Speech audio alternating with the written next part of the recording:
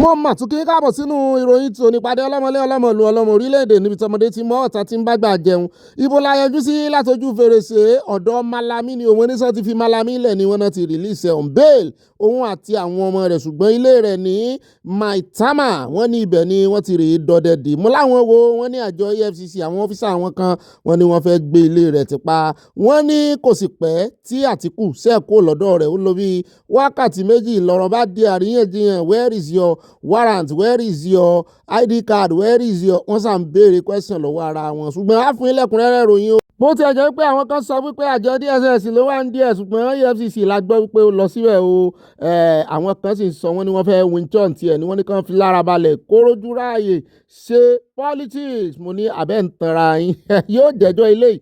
Aya ní ọ̀gá mi sẹ́yìn ògbọ́rọ̀ ẹnu rẹ̀ ní níbi tó ti ń sọ wípé say you want to disgrace me where is your court order mo ní àgbọ̀ fàbádé inú àkójọpọ̀ ìròyìn yóò rí bàbá ńlá disgrace nígbà tó ń wà lóye kò disgrace àwọn èèyàn jù wá ń lọ bàbá ti wá kó ń bẹ̀ tán á yà lọ́dọ̀ àwọn ọmọ burúkú wọn lẹ̀ Haúsá níbi tá ti rí kan nù wọn ti ń sọ láwùsá ti ń gbébọn sókè wípé wọ́n láwọn ò kàwé ṣùgbọ́n àwọn ọmọ bá ṣe ń yin ìbọn àwọn lè fi AK-47 dára.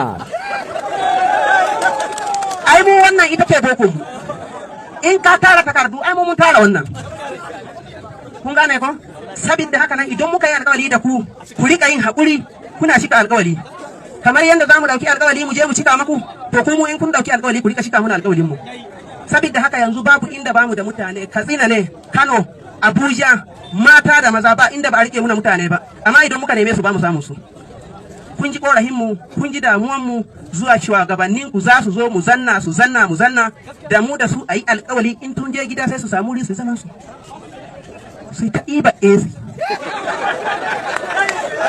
mu muna can ba mu waɗin gezai duk tahiyar nan tamu a ƙarshe duk manyan mutanen da kaga sun zo nan wurin a ƙarshe nan za a iya yin wata 5 tidda in ba gayyata mu kuka yi dan mu dutsen malokal gwamnati ba wanda zaka gani sai dai yara ƙanana sabidda abun da ke akwai kamar mutanenmu da zamu nema idan da za a dauke su a bamu ko Katsina aka kira mu wallahi tallahi zamu je ba inda muke tsoro amma abun da yasa wannan abun yake dan tada mana hankali yana bamu tsoro in kun dauki alƙawari ba ku cika a ƙarshe cikin zaman nan cikin wannan tahiya akwai mutanen safa na local government ko manya ko ƙanana akwai su kaga magaji nan ci muke. Aya ní ọ̀gá mi sẹ́bi rẹ̀ wá ní ẹja kò lọ́dọ̀ rẹ̀ ṣùgbọ́n ẹja sáré yà ní Niger Bridge kékeré kan kì í ṣe the bigger Niger Bridge o. Wọ́n níbẹ̀ ni wọ́n ti lé IED sílẹ̀ èèyàn 8 ló kú nínú mọ́tò elérò wọ́n ní àwọn mọ́tò ológun ọmọléeṣẹ́ ológun tí wọ́n gbàbẹ̀ wọ́n náà ti sọ wọn wọ́n ti mọ rúùtù wọn náà lé ẹ̀ sílẹ̀ fún ṣùgbọ́n wọ́n ní iná tá a bá dálẹ̀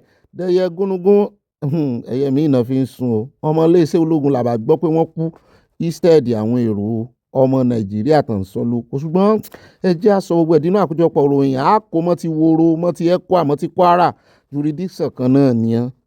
Kiristocin Najeriya kun ban mamaki na rantse da Allah kiristocin Najeriya kun bani mamaki ku ahlul kitabu ne wadda manzon Allah ne ya magana akan kun nuna mana kuna kaunan zaman lafiya Allah ya saka muku da alkhairi abinda kiristoci kuka mana a hidiman sallah Allah ya saka muku da alkhairi mu ma Allah ya bamu ikon kyautata muku a naku hidiman musulmin da yake neman kiristan da fitina ko bai kaunan kiristan Allah ka la'ance shi kiristoci ahlul kitabi ne na gaske sannan kuma kiristoci addinin ku kuna son zaman lafiya kamar inda addinin musulunci muke kaunan zaman lafiya. Ọ̀rọ̀ àlàáfíà bí tó ti dúró náà àlàáfíà ló bá dé báwọn èèyàn mi ò tiẹ̀ gbọ́ yòókù mo sì mọ̀ pé àwọn tó gbé Haúsá pọ̀ ń bí ṣùgbọ́n ó ń jọ bí ẹni pé mi náà ti ń ta bíọ́bíọ́ ní kí ló dé tà ń lo àwọn Haúsá lẹ́nu ijọ́ mẹ́ta yìí àwa náà fẹ́ mọ ranjú mọ́ wọn a fẹ́ mọ gbọ́ ogun tán dáná rẹ̀ lábẹ́ ṣùgbọ́n wọ́n ń kíra fún arákùnrin ni bó tiẹ̀ jẹ́ pé wọ́n láwọn kan tó ń dún kòkò lajà mọ́ wípé kí ló dé tí ó ṣerú fídíò yìí ní ti ń sọ́nbẹ̀ náà ni wípé àwọn kìrìsìtẹ́nì akẹgbẹ́ àwọn wọ́n ní wọ́n lálàáfíà ju àwọn lọ báwọn sì ń wò nítorí láti àìmọye ọjọ́ iná ti ń pa àwọn kìrìsìtẹ́nì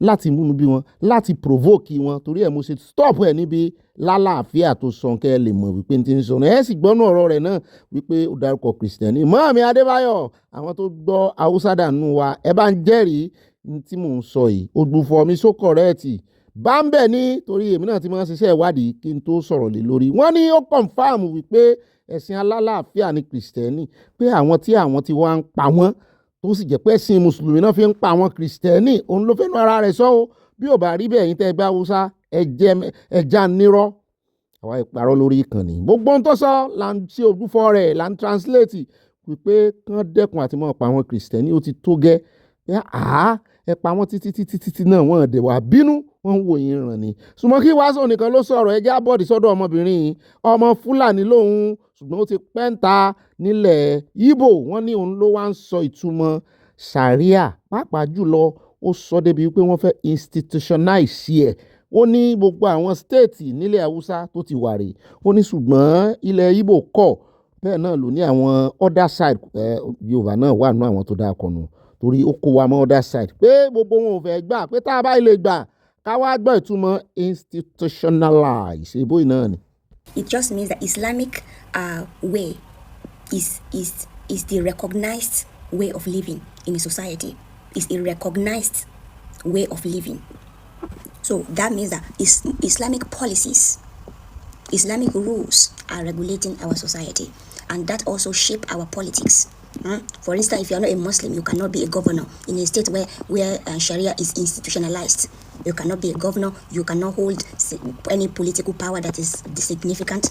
Also, you are not allowed to practice any religion that is not Islam. You are not allowed to do that because Islamic way of living is the recognized way of living. Like women, as I am right now, I'm a Christian, but I have hijabs. When I'm going outside, I wear my hijab. So just in case you see me outside wearing hijab, I'm not a Muslim. It's just that Sharia has been institutionalized. So that is Islam in our politics. It's also take political power for you to be able to institutionalize a system. It takes significant amount of political power to do that. You can't just wake up one day and say, this is the acceptable way of living in a society. Okay, this message is to the Fulani elites in Nigeria. Fulani elites in Nigeria. I want to tell you, people are the most wicked. In fact, you people are the most wicked group of people in the whole world. Very, very wicked. You are educated. You know the benefit of education. Yet, you intentionally did not even encourage your people or even create opportunity that will enable your people to be educated. Yet, you are the most powerful people. You can do it. You can enable your people to be educated. But no, you refused. Now, these people have become a disgrace. They have become a disgrace to the country and even to the tribe itself worldwide. Okay, I'm currently in ShopRite. I'm currently in ShopRite. This is Lube. This is Abuja Lube. Okay, I'm in ShopRite. I came for the festivity. So some Fulani from the bushes came to the town, for the festivity, and suddenly, they want to enter this kind of place with their cutlass. They want to enter this kind of place, and even the way they are dressed like people from the bushes, and the security said no, they cannot enter with object like that, and they began to pick fight. See the stones that they were throwing at law enforcement. See, because they said don't enter with your cutlass. The security have to lead, and they came in group. They came many. Like now see law enforcement. See law enforcement. Because of them, like the chaos that they are causing. They're outside many. No. Full any elite, you can do better. You can do better than this. You can do better. Fulani elite. I'm calling upon you. Rectify your mistake now before it's too late. náà lẹ ti gbọ́ lẹ́nu ọmọbìnrin yóò ṣe àlàyé dáadáa ṣùgbọ́n nǹkan ṣe àlàyé rẹ̀ ò bá yé yín ẹ kàn fi Iran sí ẹ̀sàmpù. ẹ rí i pé ní Iran ní ìsìn kò jọ bẹ́ẹ̀ ni pé wọ́n ní Kristẹni kò jọ bẹ́ẹ̀ ni pé wọ́n lẹ́sìn míì ń bẹ mọ́ ó dà pé Islam nìkan ni ẹ̀sìn míì sì wà ń bẹ Kristẹni wà ń bẹ because wọ́n ti institution èbó mi náà ni ó ṣàyè yín ẹjẹ́ àtẹ̀wájú nínú àkójọpọ̀ òròyìn láti mọ arákùnrin wa níbi tí wọ́n ti fún Nàìjíríà ní intelligence pé ó bá wù yín kẹ́ ẹ gbọ́ ó bá wù yín kẹ́ ẹ gbà pé wọ́n ti fẹ́ kógun jà yín níbì kan àdàkọ bẹ̀ babadé nínú àkójọpọ̀ òròyìn ẹjẹ́ àtẹ̀wájú ẹjẹ́ àdé ọ̀dọ̀ ìkànnú àwọn alátẹ̀lé Sowore ẹjẹ́ ń lò bá wọn alátẹ̀lé Sowore ìkànnú àwọn ọmọ tó máa ń gbóhùn òkè ó ti ń bi Sowore léèrè báyìí o wípé Sowore ń confuse òun ò mọ bí tí ń lọ òun sì ń tẹ̀lé. Mr. Omoyele Sowore, after watching you criticizing Mr. Alex Oti, at this point I am confused. As far as I know, I have watched you criticize every politician in this country, Nigeria. So I have this simple question to ask you today. Mr. Omoyele Sowore, please tell Nigerians and every part of the world about 5 credible politicians that we can work with in this country. 5 credible politicians that, you know, with this one, or with their support, or with their move around you, we can have a good direction and we can have a better country. I am confused because at this point now, you are the only credible, reliable, and the most cleanest politician we have in Nigeria. It cannot be only you. I am challenging you. Please name 5 credible politicians that we don't know, that are credible, that you know them because you know everybody, that we can follow and support, that okay, these people will give us a credible country. Because like this now, me, I don't get confused. ṣé iná ti gbọ́n tí ọmọ ìsọ ara àwọn ọmọlẹ́yìn Sowore rèé o tí Sowore jà takuntakun fún ó rè gbàálẹ̀ ńgbà kan táwọn ọlọ́pàá gbé àwọn ìjọ Redeem náà ti ẹ̀ gbé ńgbà náà tán ló sọ̀rọ̀ sí ayé bàbá Adébóyè ó lóun òun tí Sowore ń lọ kéèyàn mọ̀ tẹ̀lé lídà kó sì mọ̀ bí ti ń lọ wọ́n rò pé bákan náà làwa náà ṣe rí wọn mọ̀ pé àwọn àmọ́ bí tí olóyè ń lọ àwọn ò mọ̀ bí tí leaders wọn ń lọ. Imagine as at now kí ẹni tó ń tẹ̀lé Sowore mọ́ ti mọ̀ pé Sowore pé politician ni Sowore pé òun náà fẹ́ du ipò ààrẹ kó tún wá mọ́ bí léèrè wípé ta ni káwọn tẹ̀lé. Imagine ẹni tó ń tẹ̀lé yìí náà ó ń ṣe revolution ṣùgbọ́n ó fẹ́ ṣe president. Òye òye àwọn tí ń tẹ̀lé Sowore ìtumọ̀ ẹnu ẹjẹ́ agbọ́lẹ́nu brọ́dà mi kan náà. Mr. Sowore ẹ súnmọ́ bí ẹ gbé àga kẹ́ jókòó kẹ́ reason ọ̀rọ̀ tí mo fẹ́ bá yín sọ yìí kò kí ń ṣe pé ẹ lè di president Nàìjíríà o kò sí nǹkan tọ́lọ́run ò lè ṣe o àmọ́ láàrin èmi àti yín ní Nàìjíríà tá a wà lénìí pẹ̀lú àwọn ìgbésẹ̀ tẹ́ ń gbé yẹn ẹ lè di president Nàìjíríà mi ò kí ń ṣe Ọlọ́run bọ̀ mo kàn ń sọ fact fún yín ìdí nìyí pé ẹ ti ń jẹ́ kí gbogbo politicians pátápátá kọ́ máa gbáradì lẹ́yìn pé ọjọ́ tẹ́ bá di president gbogbo wọn lè máa gbá sẹ́wọ̀n ẹ ti fún wọn ní clue pé ìwọ lásán tí n bá di president ẹni tó bá máa yọ ẹlẹ́wọ̀n Ọlọ́run nìkan ni ẹ ti fún everybody wọn ní clue pàṣọdẹ̀ kan nìkan ó ní orí ẹyẹ ilé gangan fúnra ẹ̀ kò ní jẹ́ mo ó dàgbà o ajé so àwọn ènìyàn gan lásán wàá ti kọ́kọ́ draw plan nílẹ̀ fún yín pé ẹ kàn máa gbé bá dìbò ní ẹ lè di president plan ti wà lé after plan. Secondly, Mr. Sowore ẹ̀yin fẹ́ mú olè ẹ fẹ́ ṣọ̀rẹ́ olè báwo lẹ fẹ́ ṣe tẹ́ ẹ bá fẹ́ mú olè nínú ayé tá a wà yẹn ní láti ṣọ̀rẹ́ olè ó tún wá jẹ́ politicians ẹ̀yin wá believe pé ẹ fẹ́ bá wọn ṣe ẹ dẹ̀ fẹ́ gé níbẹ̀ ẹ dẹ̀ fẹ́ tún Nàìjíríà ṣe èèyàn kọ̀ kí ń jáwàdé tẹ́ ẹ bá fẹ́ mú olè ẹ máa ṣiṣẹ́ pẹ̀lú olè láti lè fi mọ weak point olè láti lè fi mú olè Sowore tẹ́ ẹ bá fẹ́ mú olè ẹ ní láti ṣiṣẹ́ pẹ̀lú olè láti lè mọ weak point olè tẹ́ ẹ lè fi rí olè mú. ó tiẹ̀ jẹ́ wípé gbogbo ọ̀rọ̀ brọ́dà ìkọ́lẹ̀ mi kó jẹ́ o nípa Sowore nípa ọ̀nà àti approach tí wọ́n ní kí Sowore gbà ṣùgbọ́n tán gbìyànjú àti sọ náà ni wípé ó lè ló mẹ́sí ó lè tọ̀ lórí àpáta ẹjẹ́ àpò ń bẹ́jàre ẹni tí ó mọ̀nà tí ó mọ̀wé èèyàn làwọn kan tẹ̀lé kò ti wá hàn gbangba báyìí.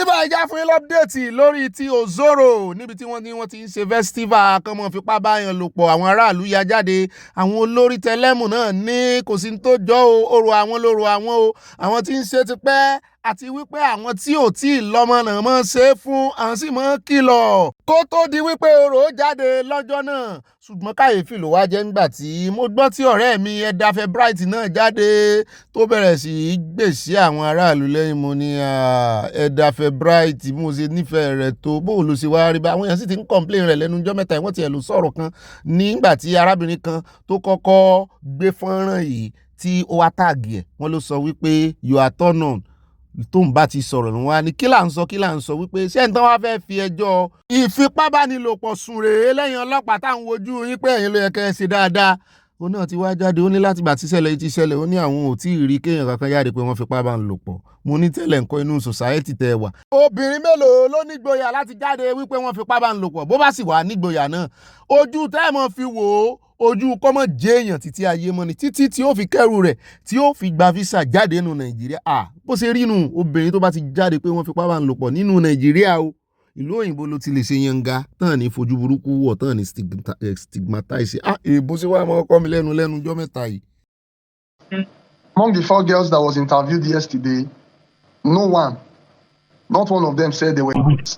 And up to this very moment, we've not had any official reports that anybody was raped. Ìjọba ẹ kú iṣẹ́ àwa náà ẹ̀wọ̀ wá níbi tàwa èèyàn òun ni àwa náà ṣe rí láti ìjẹ́rìn ni mo ti ń kiri nídìí power bank pé mo fẹ́ charge power bank kò ń ṣe ọ̀fẹ́ o olówó ni ń gbé kiri ibi tí mo ti lè charge lọ́fẹ̀ẹ́ ibi tí mo tún lè charge lólówó mo tún padà fowó sórí owó tá iye tá ń charge power bank yẹn tẹ́lẹ̀ káàtì sọ wípé láàrin 7 days tó wà nínú week kan tá à ń ríná fún ọjọ́ méjì péré tá a fi ń charge tí mo charge ní ọjọ́ méjì yẹn ó máa wà ń bẹ tó jẹ́ pé mo tún máa padà rí ìlò kó tó di pé gbà míì tí náà máa dé kò sọ́nà bẹ́ẹ̀ o mo lọ sí school oríta ni mo lọ secondary school oríta ni mo ṣe sọ́nà ọ̀jọ̀dàn kó tó di pé adébẹ̀ ní ọ̀nà yẹn ni wọ́n ti tú ọ̀nà yẹn pé wọ́n fẹ́ ṣe mo ṣe tán láti 2019 till now ọ̀nà yẹn ó ṣì wà ń bẹ tó jẹ́ pé aláìsàn wọn ò lè gbé aláìsàn kọjá ní ọ̀nà yẹn aláìsàn tó bá gbé àwọn aláìsàn kan bá tó jẹ́ pé tó bá gbé kọjá ń bẹ kán tó kọjá ọ̀nà yẹn ẹ̀mí ẹ̀ máa bọ́ síbẹ̀ ni ẹni tó ní oyún tá rẹ̀ ò dúró dáadáa tá rẹ̀ ò lè tán bá gbé gba ọ̀nà yẹn oyún yẹn ó máa wálẹ̀ ni adẹ̀ ń já síkẹ́ẹ̀tì ní every market day tó bá jẹ́ ọmọ ìyá kan náà tó bá kiri tẹ́jẹ́ méjì wọn ní sọ excuse tó bẹ́ fún wọn pé ìkejì ẹ̀ ó ti já ẹni tẹ́jọ́ kiri ó ti já wọn lè gbà fún ẹ máa jáwé ó ní iye síkẹ́ẹ̀tì tá à ń já ìyá náà ń jẹ wá kò sọ́nà nǹkan káàtì tábà ní parọ́ tá à ní jalè sẹ́nitọ́ yá yìí wọ́n gbìyànjú níwọ̀n bàgbà díẹ̀ sẹ́yìn ó láwọn nǹkan tó ń ṣe fún wa ń bí àmọ́ ti iná yẹn ó rí dínkù wa pátápátá kò sí ọ̀nà kíjọba náà kan ṣàánú wa election ló ti tún dé campaign wọ́n ṣe ń bí báyìí kò ń ṣe pé bóyá àdìbò à ń dìbò ń bí báyìí àwọn míì wọ́n máa lọ dúró sí abẹ́ òrùn yẹn náà ni wọ́n máa lọ tò sí títí. ó kàn wá ṣeni láàánú wípé ọmọ tó ń sọ̀rọ̀ tí ń ṣàròyé Ògùn state ní jurisdiction rẹ̀ wà àwọn ọ̀dájú náà ń kọ lẹ́tà sí tán láàánú wọn tán ràn wọn tán ràn àtúbọ̀tán àtọjọ́ ọ̀la ẹgbọ́ bó ló ṣe wá fẹ́ wà productive ó ti ṣetán láti 2019 kò ríṣẹ́ ó tún ń tajà ẹ̀ ń gbowó tíkẹ́ẹ̀tì ẹ̀ ṣe títì ẹ̀ sọ̀nà ṣùgbọ́n èmi ò ní báyìí complain ò torí ẹ ti lẹ́ ń dìbò ẹ bá sì rí láríyá ìdí tẹ́ ṣe ń dìbò. adìyẹ ń jẹ fún ara wọn ni torí ọ̀pọ̀ nù yín náà máa gbé 2,000 5,000 lé lọ́wọ́ lọ́dọ̀ olóṣèlú sì rèé ẹ ti gba àjẹmọ́nú yín fún another 4 years. ẹ kú rọ̀jú o.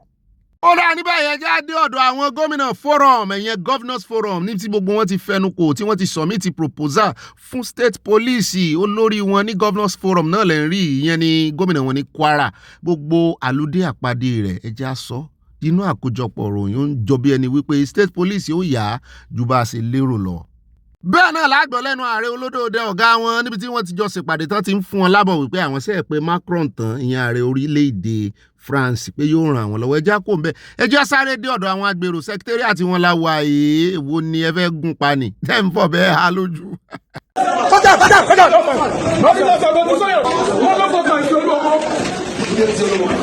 Today, when we are coming, we inform that we are coming today, as I'm telling you. Then when we come in, we met them here with machetes, with gun, with the stick. But they even break somebody, one of our people here. Then we should take it to hospital now. They marshal somebody, 2 people. So they are in hospital now. And we came here as a trade union. No machetes, no stick, no anything. You can see us. Because I tell them that we should not bring anything criminal to where we are going today. Already peace has come to the union. Yes. Without telling you, you can see there's a peace. When I say there's a peace, that everybody, all the state chairmen, they are allowed to come to us. This is their office. You know, when we go to security and tell them, they will say that we are not the one in office. Why are we fighting? The people in office are recognized there. We are illegal people. The president has said it all. All that I want to add is that he is a man of the people. The only thing is nobody is going to be left behind. His administration is an inclusive administration. And even in a family, we used to quarrel, but we used to come back and dialogue and carry ourselves together. mo ní ṣé bó ṣe wá mọ́ rí náà nù olúọmọ ti yá kúrò ní ọ́fíìsì inú làyà bá ní rárá o wípé wọ́n padà rèé àrẹ́sì Alhaji Baruwa mo ní ṣe lóòótọ́ fọ́nrán rẹ̀ dàfihàn mi ìgbàtàn kọ́kọ́ débẹ̀ rèé tí wọ́n dàlú bólẹ̀ tí nǹkan fẹ́ dàrú ṣùgbọ́n wọ́n sà ní Alhaji Baruwa wọ́n lòun ló mòye jẹ́ òun torí pé gbogbo ilé ẹjọ́ tán lọ bí ilé ẹjọ́ 3 wọ́n ní ilé ẹjọ́ kòtẹ́milọ́rùn kan náà wà ńbẹ̀ tí olúọmọ gbé wọn lọ wọ́n ní ó pàpà lulẹ̀ náà ni mo ní kó sì padà sékòó Àbújá ló wà ọ̀pọ̀lọpọ̀ àwọn ẹrúkú rẹ̀ wọ́n ti padà lẹ́yìn rẹ̀ lọ́jọ́ sí kò rí èèyàn gbèjà rẹ̀ púpọ̀ wọ́n lòun náà dábí ẹdun ó rọ̀ bí òwe ó kó nǹkan ìjà díẹ̀ síta gẹ́gẹ́ bẹ́ẹ̀ ṣe gbọ́ lẹ́nu Alhaji Baruwa ṣùgbọ́n wọ́n ní ẹni tó lò ká ti gbòòka ọwọ́ àwédòfo olóòka gbòòka ẹjẹ́ àwò báwọn ọlọ́pàá ṣe dá sí bí wọ́n ṣe wá mú ṣé ká ló mú àbí bí Alhaji Baruwa ṣe tẹ̀lé wọn ó tẹ̀lé wọn executively ni o.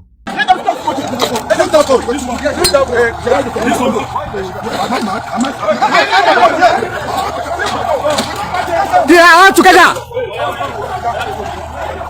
náà lẹ ti rí yẹn o, wọ́n ti wà lẹ́nu ẹ̀ ọ̀nà náà o, ṣùgbọ́n wọ́n ní àṣẹ̀yìnwá àṣẹ̀yìnbọ̀ wọ́n ní olú ọmọ tún lo àwọn tiẹ̀. Ṣùgbọ́n àti ìgbọ́n kí IGP ìyẹn Bọ̀dádìsù kan dá sí torí wọ́n ní Bọ̀dádìsù ìgbàgbàkúgbà n ò tiẹ̀ rò pé bóyá ọwọ́ olú ọmọ àti Bọ̀dádìsù gan wọ́wọ́ àwa àwẹ̀ tí Bọ̀dádìsù ó gbé sí lẹ́yìn nítorí látìgbà tó ti dórí oyè wọ́n ń ṣe dáadáa. Mo sì jẹ́rìí wọn ẹni tí òfin bá gbè lẹ́yìn ní Bọ̀dádìsù ó gbè lẹ́yìn IGP. ó rẹ jẹ́ kó bẹ́ẹ̀ o, àyà ló ń fọmọ ìhàn mi pé ọ̀gá mi ṣe rántí ọmọ ìmú ní mo rántí rẹ̀ tí òyìnbó yìí mú ní ẹ̀gbẹ́ títì lọ́jọ́ sí tó sì fi hàn wá pé bó tiẹ̀ jẹ́ wípé society tí a bí ọmọ yìí sí wọ́n disappoint ọmọ yìí wọ́n nà ní rẹ̀ wọ́n mọ value rẹ̀ ṣùgbọ́n ẹni tó wá látòkèèrè mọ value rẹ̀ ó sì tún ọmọ yìí ṣe wọ́n ní ọmọ yìí ṣe dáadáa báyìí ọ̀pọ̀lọpọ̀ wọn bẹ́ẹ̀ náà náà máa deject náà máa reject náà máa neglect ní society Nàìjíríà society tí ò mọ rírì ọjọ́ ọ̀la wọn kò kàn wọ́n àfọmọ́ tí wọ́n nìkan àfẹ́mí ẹ̀ wá wo ọmọ dáadáa báyìí ó pẹ̀lú ọwọ́ kan ẹsẹ̀ kan tó ń dùn lọ́jọ́ sí tán ti gbàgbé ẹ̀ bóyá ní ọmọ arúgbó kan ni ọmọ àjẹ́ ni wọ́n máa ń sọ̀kò olú wọn kàlàbà ni ṣùgbọ́n ẹ wá wo ọmọ yìí ní ìsìn ẹ wá wò God is good all the time. Aya ní kí n bá ń gbé òṣùbà káre fún un wípé ṣọ́ọ̀ṣì wo nílò ẹ̀sìn wo ní í ṣe mo ní bó sì ṣe wá wà ó lè mọ́ lẹ̀sìn Ọlọ́run ọba mọ̀ ó lè mọ́ sìn kankan tó jẹ́ wípé ó kàn ń ṣe inú rẹ̀ wọ́n pọ̀ ń bẹ́ẹ̀ ń lu òyìnbó báyìí. Danish ni woman yìí ọmọbìnrin tó wà láká àlàáfíà yìí náà bó ṣe gbóhùn náà nígbà tó wà kékeré nù. ó ra níbẹ̀ já sáré dé inú Woro yìí nínú ilé kan mo ní kí náà tó máa ro ògiri ìsàdó olóró ni wọ́n ní kì í sàdó olóró náà wọ́n ní fóònù ni wọ́n ní wọ́n fi ń ṣe YouTube mo ní wọ́n fi ń wá views. fóònù eléyìí tí mò ń rí bí tí n bá kàlé ní èjì yóò fẹ́ wọ 1000 o. wọ́n ní bẹ́ẹ̀ náà ni wọ́n sọ àgbàdo máa ń dì mo ní kí ní ń jẹ́ àgbàdo àyà. àyà ni wọ́n change gbogbo nẹ́tíwọ̀kì díẹ̀ IP address kò lè sòkòjú kan náà ti ń wò wọ́n ṣùgbọ́n ẹni tọ̀hún ẹni tó ní àkáǹtì ó lè ní pé yóò sáré mọ́ ní views mo ní wọ́n tún mọ́ ṣe bẹ́ẹ̀ oríṣiríṣi. ó dá níbẹ̀ já tẹkọ̀ létí sí wo àwọn aráàwọ̀ ń dúpẹ́ lọ́wọ́ gómìnà oníjó wọn ló ṣe bẹ́ẹ̀ fáwọn. ẹ ti ṣe lọ tẹ́lifù ẹ̀ mọ́lẹ̀ wọn ti parí ọ̀nà tí ó gbẹ fífẹ́ tó bẹ́ẹ̀ yóò kó má da fẹ́ni tó bá dìbò fún APC lọ́sùn Adeleke ti 2028 wọn gbọ́dọ̀ gbé gẹ̀ẹ́sì a máa jáde tán dìbò tán yẹn ni kó má da fẹ́ni bọ́dì tó bá lóhùn bọ̀ kò ní sọ̀ka ẹ̀ láyé àgbára Ọlọ́run. Why our pastor they like secret marriage, secret wedding? Congratulations to our pastor for getting married to the third wife. I know the reason why when they like to do a secret, so that people that admire him, like us, will not come and say, when they say, is there anybody that have anything to say that will make this wedding not to hold? Somebody like me, if I'm there that day, I will raise my hand up. Yes, I will raise my hand up. I will say, pastor that is wedding there, I will say, pastor, this wedding cannot hold. Because number one, this man used preaching, come out me out of husband's house. So maybe that is the reason why he always do it secret. Congratulations to my former pastor. One good funny thing about it is that he did not marry those women that are rolling themselves on the floor. The person that he gets married to is an American citizen, just like the former wife that just married. That one came back from outside country. ọmọ Nàìjíríà ti wá ń dá arábìnrin lóhùn o wípé bó o lọ ṣọ́ọ̀ṣì rẹ̀ mọ̀ mójú kò lára rẹ̀ olóhùn admire rẹ̀ bó o bá admire rẹ̀ padà rẹ̀ ṣọ́ọ̀ṣì rẹ̀ kò rè jẹ́wọ́ wípé pásítọ̀ mo fẹ́ fẹ́ yín. ó ti ń gé ka àbámọ̀ jẹ inú wa ń bí wọn wípé àwọn aráàlú èbò ní rí ìfẹ́ ṣéwọ náà fẹ́ gba kú òun kú ni ó sá ti kèèyàn mẹ́ta ní ẹnì kẹta rè ó ti kàyàn méjì ní ìsìn tó ló kú ńgbà tó ti fẹ́ ṣéwọ náà fẹ́ rí ilé admire rẹ̀ ẹnu sì ti ń kún pásítọ̀ iná lẹ́nu ọjọ́ mẹ́ta yìí ṣùgbọ́n àwọn aráàjọ rẹ̀ tán ti gé ka àbámọ̀ jẹ́ tán ti lékún lé ọkọ nítorí ìwàásù wọn ó láwọn ń roll on the floor ó ní wọn rà wọn sì rí ní value ni mo attract value ní value tí ó fi rin ni mọ nǹkan kan ẹjá kó ń bẹ ẹjá ti bẹ̀ dé mọ́sálásí bẹ̀ láti rí. tí wọ́n ń dá Pepsi Fanta oríṣiríṣi ẹlẹ́rìndòdò náà ń dá àjọ mu ní kí ló dé wọ́n ní wọ́n ti ń ṣe bí ṣọ́ọ̀ṣì wọ́n ti ní gbígbàdúrà náà ni ẹ̀kan náà wàá máa dá Pepsi jọ mu ní oríṣiríṣi wọ́n máa wò wípé wọ́n ń cash out ń ṣọ́ọ̀ṣì kàn introduce gbogbo mẹ́tọ́ọ̀dù tán ló ń ṣọ́ọ̀ṣì sí mọ́sálásí abẹ́rẹ́ kí n gbogbo eléyìí. mo ní ìyàwó ìmáàmù tó ní mọ́sálásí àbí tó nílé ìjọsìn ní ìsìn mo ní kó yára ìdá ṣọ́ọ̀bù Pepsi àti kinní lẹ̀ ni kán rè rí báàgì ẹ̀ àwọn ọmọ ìjọ náà ni ó tún tà fún létà. ó ṣe ní Nàìjíríà. ó dá níbẹ̀ ìyá sáré dé Ọ̀yọ́ state Ṣèyí Mákindé ṣe bẹ̀bẹ̀ ní ìta àti gbọ́ tó sọ wípé ó ti approve 10,000 naira láti inú oṣù kẹrin oṣù tá a fẹ́ wọ̀ táwọn wò lọ́ọ̀kan ìtọ́lọ́hún ó mú wa làjá tí ó mú wa rí kọjá bẹ̀ pé gbogbo ẹni tó bá ti jẹ́ òṣìṣẹ́ ní Ọ̀yọ́ wọ́n mọ̀ gba top up bíi top up náà ni pé owó gbàmọ́bìnú nítorí ogun tí ń ṣẹlẹ̀ ní Iran tí omi rẹ̀ sì ń kún àkúnwọ́ dà sílẹ̀ tí àwọn ọmọ Nàìjíríà ní ìmọ̀lára rẹ̀ wípé ní ọ̀dọ̀ tòun ní jurisdiction tòun lọ́yọ̀ òun ò ní dúró di federal government bó ti jẹ́ wípé ààrẹ olódò dẹ́sì ń propose lọ́wọ́ gbogbo àwọn tó sì jẹ́ gómìnà nínú ẹgbẹ́ òṣèlú APC àti ìgbọ́ kankan nu àti ìgbọ̀ kankan nu wọn kí wọ́n ṣe irú nǹkan báyìí ó sì ń jọ bí ẹni pé Ṣèyí Mákindé àti gómìnà Bauchi nìkan náà ló kù nù ẹgbẹ́ PDP ṣùgbọ́n òṣèlú kọ́ la wá ṣe àwọn ará Ọ̀yọ́ ló ní á bá wọn dúpẹ́ lọ́wọ́ ẹ̀ àwọn tí wọ́n ṣiṣẹ́ lábẹ́ ìjọba ìpínlẹ̀ Ọ̀yọ́ náà wá ń bi wá wípé sàn ní fáwọn náà ní ṣùgbọ́n Ṣèyí ní wọ́n ní ẹ farabalẹ̀ wípé àwọn kọ́kọ́ fẹ́ bẹ̀rẹ̀ pẹ̀lú àwọn òṣìṣẹ́ ìjọba náà ni wípé ó ṣeé ṣe kó kan ẹ̀yìn náà lára pé oṣù mẹ́ta àkọ́kọ́ láti April May June làwọn fẹ́ kọ́kọ́ fi ṣe náà àwọn ò yẹ̀ wò àdúrà ni wípé kí gbogbo nǹkan ti dẹ̀rọ̀ kó ti wálẹ̀ kí ogun ti parí ṣùgbọ́n bó bá jẹ́ pé ó jù bá náà lọ tí wọ́n bá parí ogun wọn a jẹ́ wípé àwọn ó tẹ̀ wájú mo ló dáa bẹ́ẹ̀ bẹ́ẹ̀ náà làwa tún gbọ́ wọn ní Trump fúnra rẹ̀ náà wọ́n ní ó ń wù kógun yìí ti parí wọ́n ní ó ti kéde ceasefire mo ní ceasefire táwọn Iran ò ti gbà ó ní rárá ó ní ká má da gbogbo àwọn iléèwé ìròyìn tàn gbégbèkúgbè ó ní ká má dán lóhùn ó lòún jẹ́rìí Bobby yóò bò ń gbéròyìn mo ní ẹjẹ́ mọ̀ iye kan yín náà wà ń bíbọ̀dà rẹ́mírẹ́mì wọ́n ló sọ wípé òun ti lift sanction lórí epo Iran gbogbo bóun sì ṣe ń halẹ̀ mọ́ wọn tó ń fún wọn 48 hours pé òun ó jọ àdó olóró báwọn bá sí the Strait of Hormuz wọ́n ní ó lóun ò sí bẹ́ẹ̀ mọ̀ wípé àwọn tí ń sọ̀rọ̀ àwọn sì ní àsọyé láti gbà táwọn ti ń sọ̀rọ̀ yìí wípé so káwọn èèyàn máa retí àlàáfíà mo ló dá lẹ́yìn ìgbà tẹ́ ti para yín tán ẹ ti achieve tẹ́ ẹ fẹ́ achieve ṣùgbọ́n ṣé Iran náà ti achieve tó fẹ́ achieve àwọn náà sáà pa àwọn ọmọ Amẹ́ríkà wọ́n sì ju àdó olóró dáadáa sí àwọn Gulf country ó yẹ kóníkálùkù náà ó yẹ kó ti tó bá náà.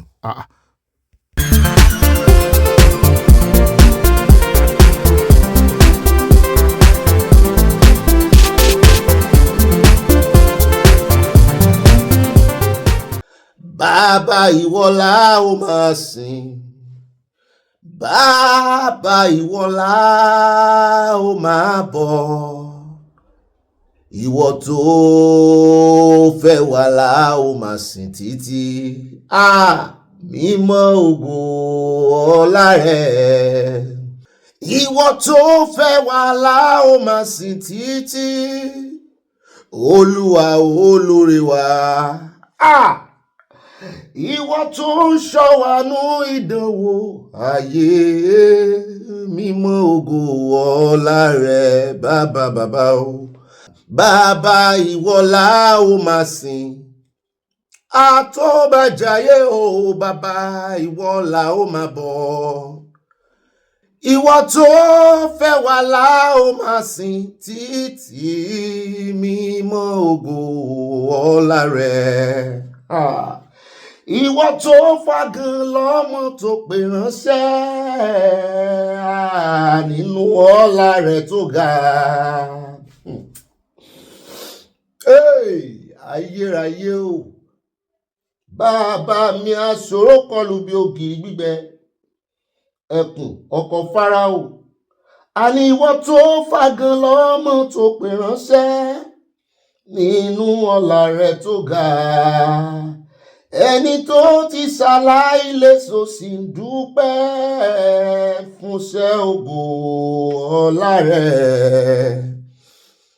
Bàbá ìwọ la ó máa sìn,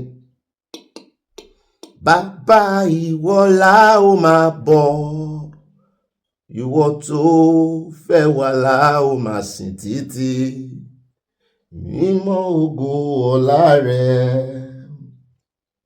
Ìwọ tó fẹ́ wá la ó máa sìn títí mímọ́ ògo ọlá rẹ̀. Bàbá ìwọ la ó máa sìn o, bàbá ìwọ la ó máa bọ̀, ìwọ tó fẹ́ wá la ó máa sìn títí mímọ́ ògo ọlá rẹ̀ ayérayé bàbá mi ìjìnlẹ̀ ìfẹ́ àwúwo má ṣe gbé o tó fi iṣẹ́ ogun rán yàgbóyàjú ọkùnrin ogun ọwọ́ kẹmẹrẹ bí ìjà o bá mi aláṣẹ láyé aláṣẹ lọ́run tó fara tì bí òkè kábíyèsí kábíyèsí o àgbẹ̀ni níjà kẹrù bo níjà aṣáájú ogun lálọ́ akẹ́yìn ogun lábọ̀ bá mi òkè gbọ́n òkè gbọ́n òkè gbọ́n òkè gbọ́n òkè òkè ńlá òkè kàbìtì òkè rabanda òkè tí ń gbókè mì bá mi tí òkun rí tó sá Jọ́dánì rí ó padà sẹ́yìn ó mú rìvásì ta lókè ńlá níwájú Ọlọ́run ọba.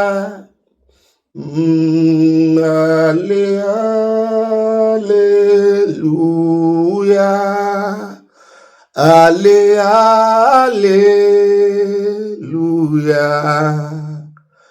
orin hallelujah láwọn tọ̀run kọ mọ́jẹ̀ ń gbé rìn dùnú ẹ̀mí. Ó dáwọ́ ìròyìn láwá kà ṣùgbọ́n nínú ẹ̀ náà àfọpẹ́ fọ́lọ́run lọ́kàn àti lóhùn wa. Bàbá olùtọ́jú ènìyàn Ọlọ́run ló tọ́jú wa ó dá ẹ má bínú tí fagùn sára rẹ̀ rèé òun ó kọ̀ tán Jésù olùtọ́jú ènìyàn sára rẹ̀ rí wẹ́ fi fún òun ló dá o. Mo kí káàbọ̀ ibà dá gbogbo ọpẹ́ dá gbogbo yìí dá gbogbo májẹ̀mú tá a bọ́ lọ́run dànù ẹ̀ kò pẹ́jù ẹ má bínú nítorí ẹ̀ náà ni a ṣe fi bẹ̀rẹ̀ Ọlọ́run ẹ ṣé o àmọ̀yìn yín àmọ̀yìn kí àmọ̀yìn gẹ́ àlòhùn tá a lè fi yìn yín o ṣùgbọ́n Ọlọ́run ẹ gbà wá bẹ́ẹ̀ o ọpẹ́ ló ń jẹ rẹ o. Ibà rìn gìnìgìnì tí kú mi àti kú mo dúpẹ́ lọ́wọ́ gbogbo ẹ̀yin mọ̀mọ́ ẹ̀yin bàbá ẹ̀yin tọ́lọ́run fi mí tì tó fi tì mí òní wáyé tí ẹ̀ níwé mi náà ti àníwára wa ti o.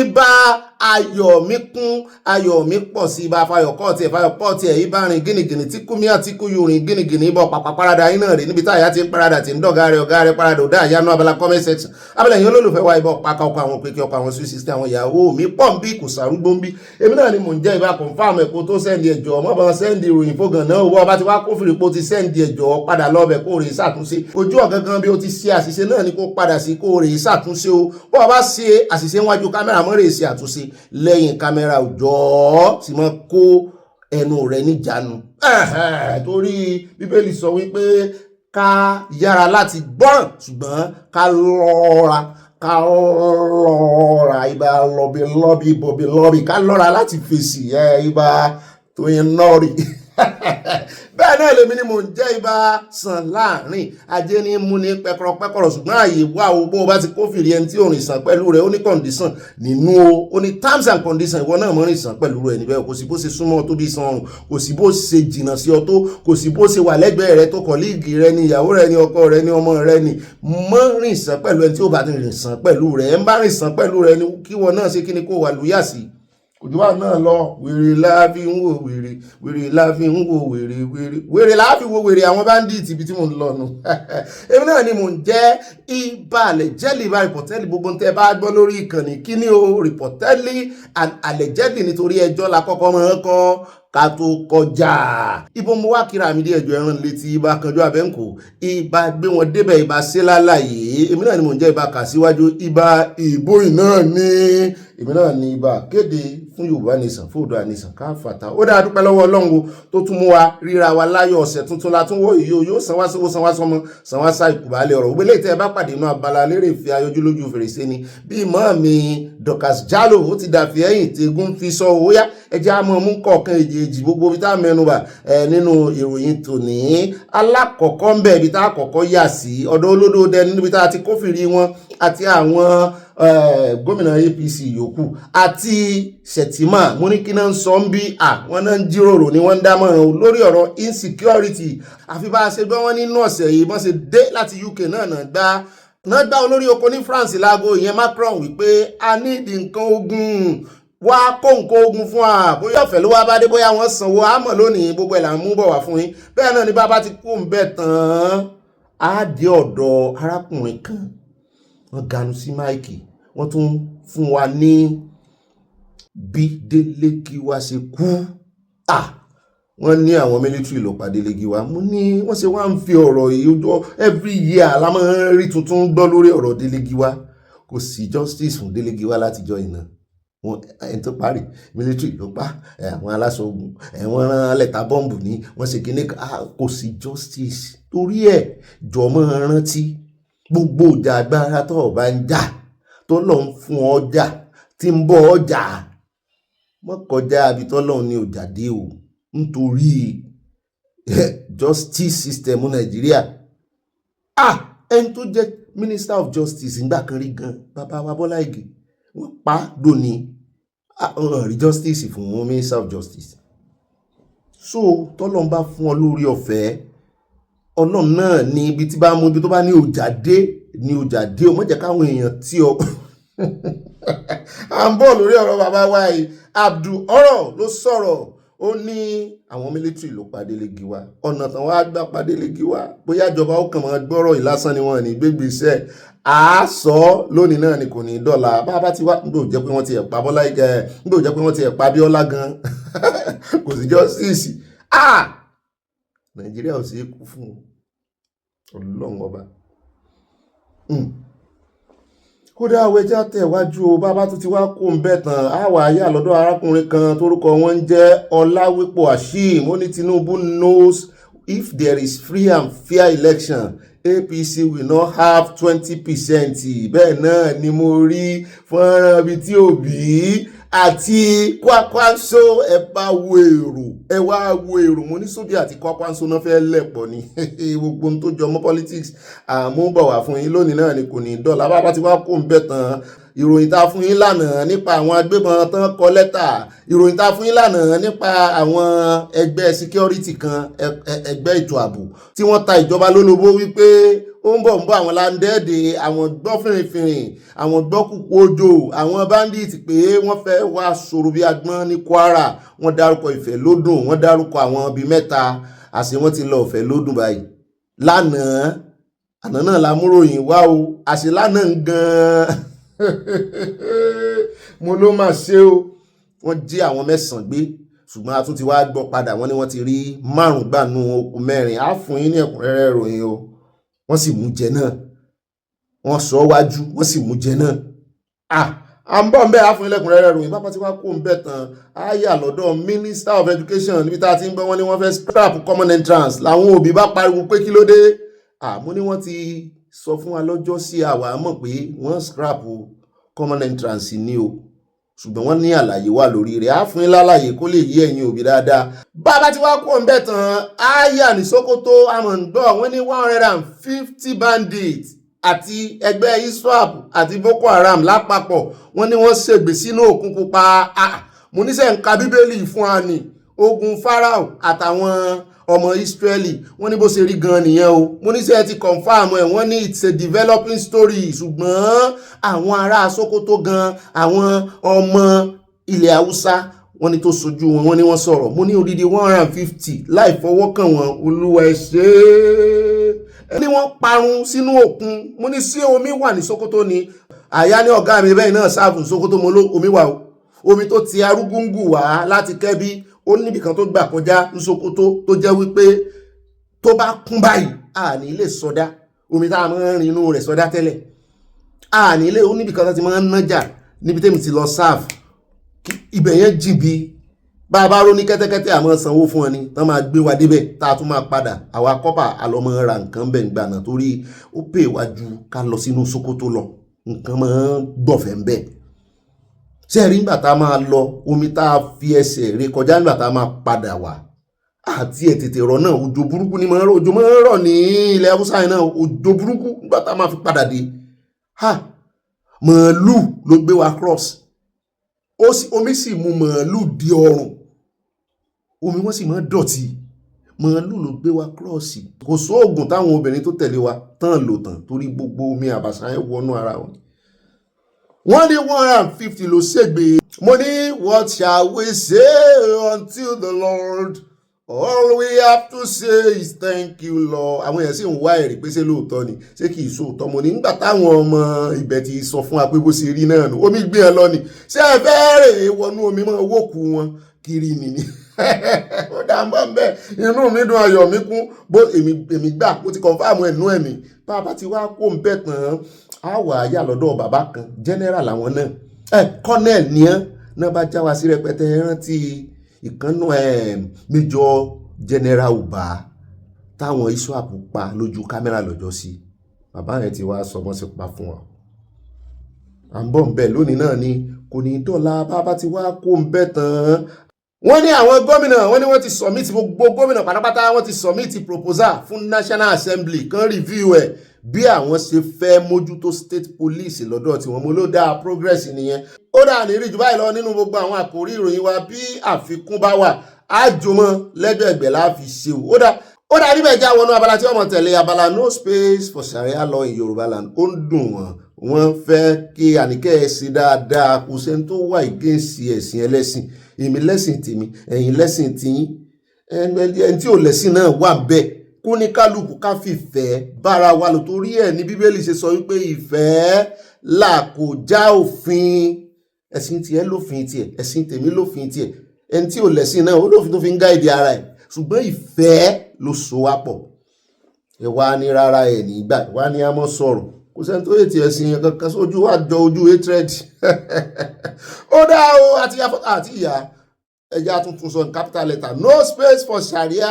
in Yorùbá land àlàáfíà tá a nílẹ̀ Yorùbá kò ní di fíafíà ẹ ṣe cheese ẹ ṣe mushin ẹ ṣe ọlọ́ọ̀sà sínú ẹ gbé gèlè ẹ ń bá wí gèlè àwọn ọkùnrin tá a bá gbé fìlà yìí náà gbé fìlà ẹ gbé burun á fi wọ́n pa wẹ̀ẹ́dẹ̀ àti wẹ̀dẹ̀ a fi pàkà yọ́ya kò ní yẹ̀lẹ́ alákọ̀ọ́kọ́ nínú abala àfi pàkà wa tòní ẹ jẹ́ á lọ tààràtààrà sínú fọ́nrán kan tí mo rí lórí ọ̀rọ̀ ogun Amẹ́ríkà Iran àti Israel a gbọ́ wípé ọwọ́ Iran náà tún wá lé ọwọ́ Persia lé lára Israeli mo ní kí ló wá ṣe air defense Israeli tí àdó olóró Iran ń wọbẹ̀ sí báyìí wọ́n ṣe àwọn èèyàn léṣe ṣùgbọ́n àwọn náà ò dáwọ́ dúró wọ́n sàǹbára wọn fà á lọ́tún lọ́sì Iran náà sì ti ń lérí wípé kò sí tí Amẹ́ríkà ó dà kò sí tí Amẹ́ríkà ó ṣe fáwọn lórí Strait of Hormuz pé àwọn ò ní sí àwọn tí ẹ̀fẹ̀ wá sí ilẹ̀ pa pátápátá báyìí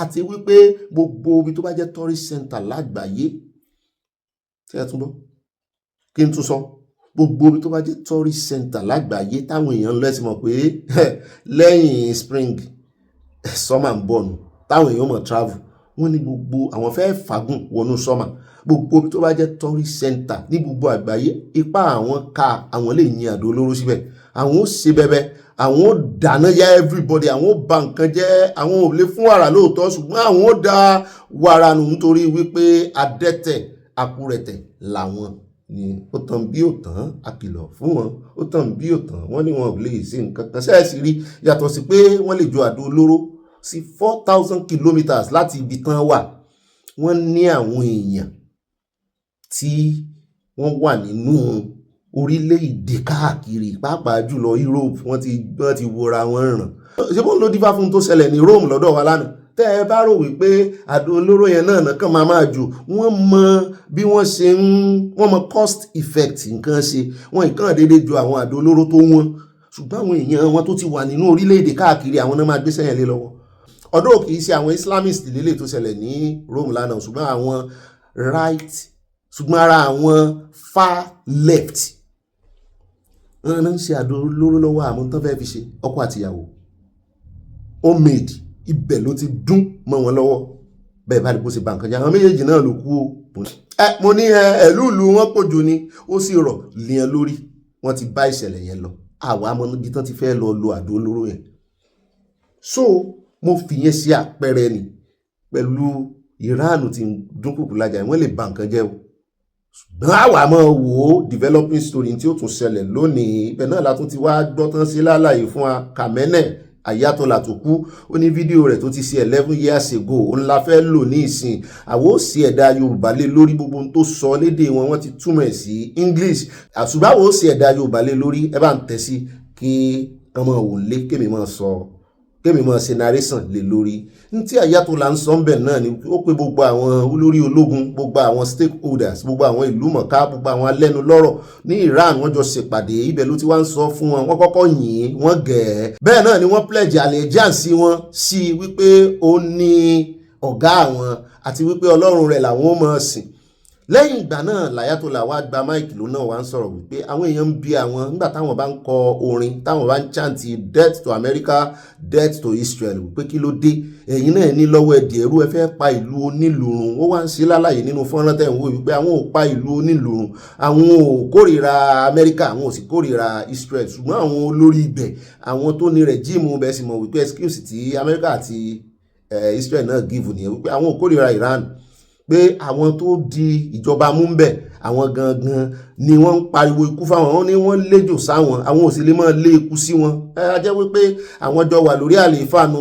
Ayatollah ló wá ń sọ fáwọn èèyàn rẹ̀ ń bẹ, àwọn followers rẹ̀, wípé tí regime change bá ti wà l'Amẹ́ríkà wípé àwọn ò ní kọrin yẹn. Irú ìgbà tí Biden wà ń bẹ wọn kọ́, ṣùgbọ́n wọ́n ní kíní gangan wọ́n mọ̀ọ́mọ̀ dárúkọ Trump. First time tí Trump kọ́kọ́ ṣe ìjọba wọ́n kọrin yẹn gan, ó láwọn ò sì ní dákẹ́ ń bẹ̀, àwọn ò ní sẹ́nu kù. Ṣùgbọ́n nígbà tí Biden gbà ó wálẹ̀ lára wọn díẹ̀. Ní táìmù Biden náà ṣe ráyè ṣe gbogbo ohun tán ṣe yẹn, tán ṣe àṣepamọ́, wọ́n fi ṣe àṣepamọ́. Trump tán sì kọrin tán ní yóò kú, òun tún wá padà dórí ìjọba lòun náà bá ní ó dá òun ti dé, òun ò kú mọ́ o òun ó wà á gbé ẹrù kútẹ́ẹ̀dì lẹ̀, òun ó gbélé yín lórí. Wọ́n foró yaró ni, ìjà ti wà nílẹ̀ tipẹ́tipẹ́. Ó sàsọ ó ní kì í ṣe gbogbo Amẹ́ríkà ni àwọn kórìíra, ó ní àwọn ìjọba wọn tí ò bá ti gbà tàwọn. Ó ní ẹ̀yẹ́ tí wọn náà nù, bẹ́ẹ̀ bá ti yé ti ìjọba Amẹ́ríkà, ẹ̀yẹ́ tí gbogbo ọmọ Amẹ́ríkà náà nù. Ó dára gbogbo ibi tí ogun wọn bá dé tí ò bá ti fẹ̀ lójú káàkiri, torí àwọn Europe ń sá, ṣùgbọ́n ń jọ bí ẹni wípé if Muhammad refused to go to the mountain will gbéra rẹ̀ go to the Muhammad. Ó ń jọ bẹ́ẹ̀ ni wípé bí ọ̀rọ̀ yẹn ṣe fẹ́ dànù káràbà wọn tún ra mú. Odòǹgbàrèrè ẹja padà sílé sí ọlọ́pàá. Amúròyìn kan wá fún yín lánàá, wọ́n ní àsọdùn wà ní ìròyìn yẹn o, wọ́n ní kárí ìtúnsọ fún àwọn èèyàn náà, làwa náà sì wá padà wá tá a sọ wípé ìròyìn tá a gbé nípa àwọn tactical unit àtàwọn squad tán sọ wípé wọ́n ti pa gbogbo ẹ̀rẹ̀ kò sí mọ́, wọ́n ní kò rí bẹ́ẹ̀ o, wọ́n ní wọ́n ṣe àtúnṣe adjustment ni, wọ́n ní wọ́n reduce tactical teams ni to boost supervision deployment, pé kì í ṣe pé wọ́n ní kàn eradicate gbogbo ẹ̀ mú ní òkè so náà ni ó dá ó jọra wọn náà. Wọ́n ní ká sọ fún yín pé tactical teams sì wà o, kẹ́ ẹ mọ̀ pariwo lé àwọn kọ̀ọ̀kan tẹ́ bá ń rí lórí o, ṣùgbọ́n wọ́n reduce them Yorubalize to the barest minimum. Àwọn tó wá ṣẹ́kù wọ́n mọ̀ jẹ́ kẹ́ ẹ gbọ́ o. Ó dá a ti ṣe àtúnṣe lórí ìyẹn, ẹjá tẹ̀wájú. Ó dá níbẹ̀ ẹjá wá dé ọ̀dọ̀ àwọn ajẹ́rìí Jèhófà ti tilẹ̀kùn, kí ló dé tẹ́ sáré tilẹ̀kùn? Náà sì wọ́n tilẹ̀kùn gbà lábá ti kófìrí wọn báyìí lọ́dún á ti sáré tilẹ̀kùn. Ṣùgbọ́n àwọn bọ̀dá wa kan ládùúgbò ìkà ni wọ́n, ìkà of Africa, wọ́n ṣèkà fáwọn ọmọ yẹn wọ́n ṣèkà fáwọn ọmọ yẹn ajẹ́rìí. Wọ́n á kọ́kọ́ dẹmọ bí ẹni páwọn ń gbọ́rọ̀ ẹnu wọn. Ẹ kàn rí wípé tó bá máa fi di ọjọ́ Monday ẹ kàn tún rí sísítà yẹn ni, ṣé ẹ tún jẹ́rìí lọ́dọ̀ wa lọ́jọ́, ẹ kàn rí pé bọ̀dà ló wá. Nǹkan yẹn. Wọ́n ní ìjọ àwọn ẹlẹ́rìí Jèhófà ti kéde àyípadà lórí òfin wọn. Ẹ̀yin tẹ́ ẹ bá gba religious ìsòdí ẹ wá gbọ́ bọ́pọ̀lọpọ̀ wọn ṣe máa ṣe rèé. Àìmọye ìjọ tán ti sọ fún yín pé ẹ mọ́ lo yẹríǹgì, ẹ lọ ẹ̀rì gbé tẹlifíṣàn yín jù dànù, àpótí èṣù ní kíní kan kàṣà kíní kan káwòdì. Wọ́n ń padà wá sọ fún yín wípé ọpọ́n ti sún, wọ́n ń padà wá sọ fún yín pé ìyípadà ti wà. Òun ló dífá fún àwọn ajẹ́rìí Jèhófà tán ní káwọn èèyàn àwọn ọmọ ìjọ àwọn yéé gba ẹ̀jẹ̀ mọ́, bọ́mọ ìjọ wọn bá síìkì tó bá di kànrán gídá pé kán gbẹ̀jẹ̀ wọn ní gbà. Wọn ìfẹ́ ṣiṣẹ́ abẹ́gan tó bá ti la ẹ̀jẹ̀ lọ, àwọn ìfẹ́ rí, wọn ìfẹ́ gbọ́. Kàkà bẹ́ẹ̀ ẹniyàn ó kú ni.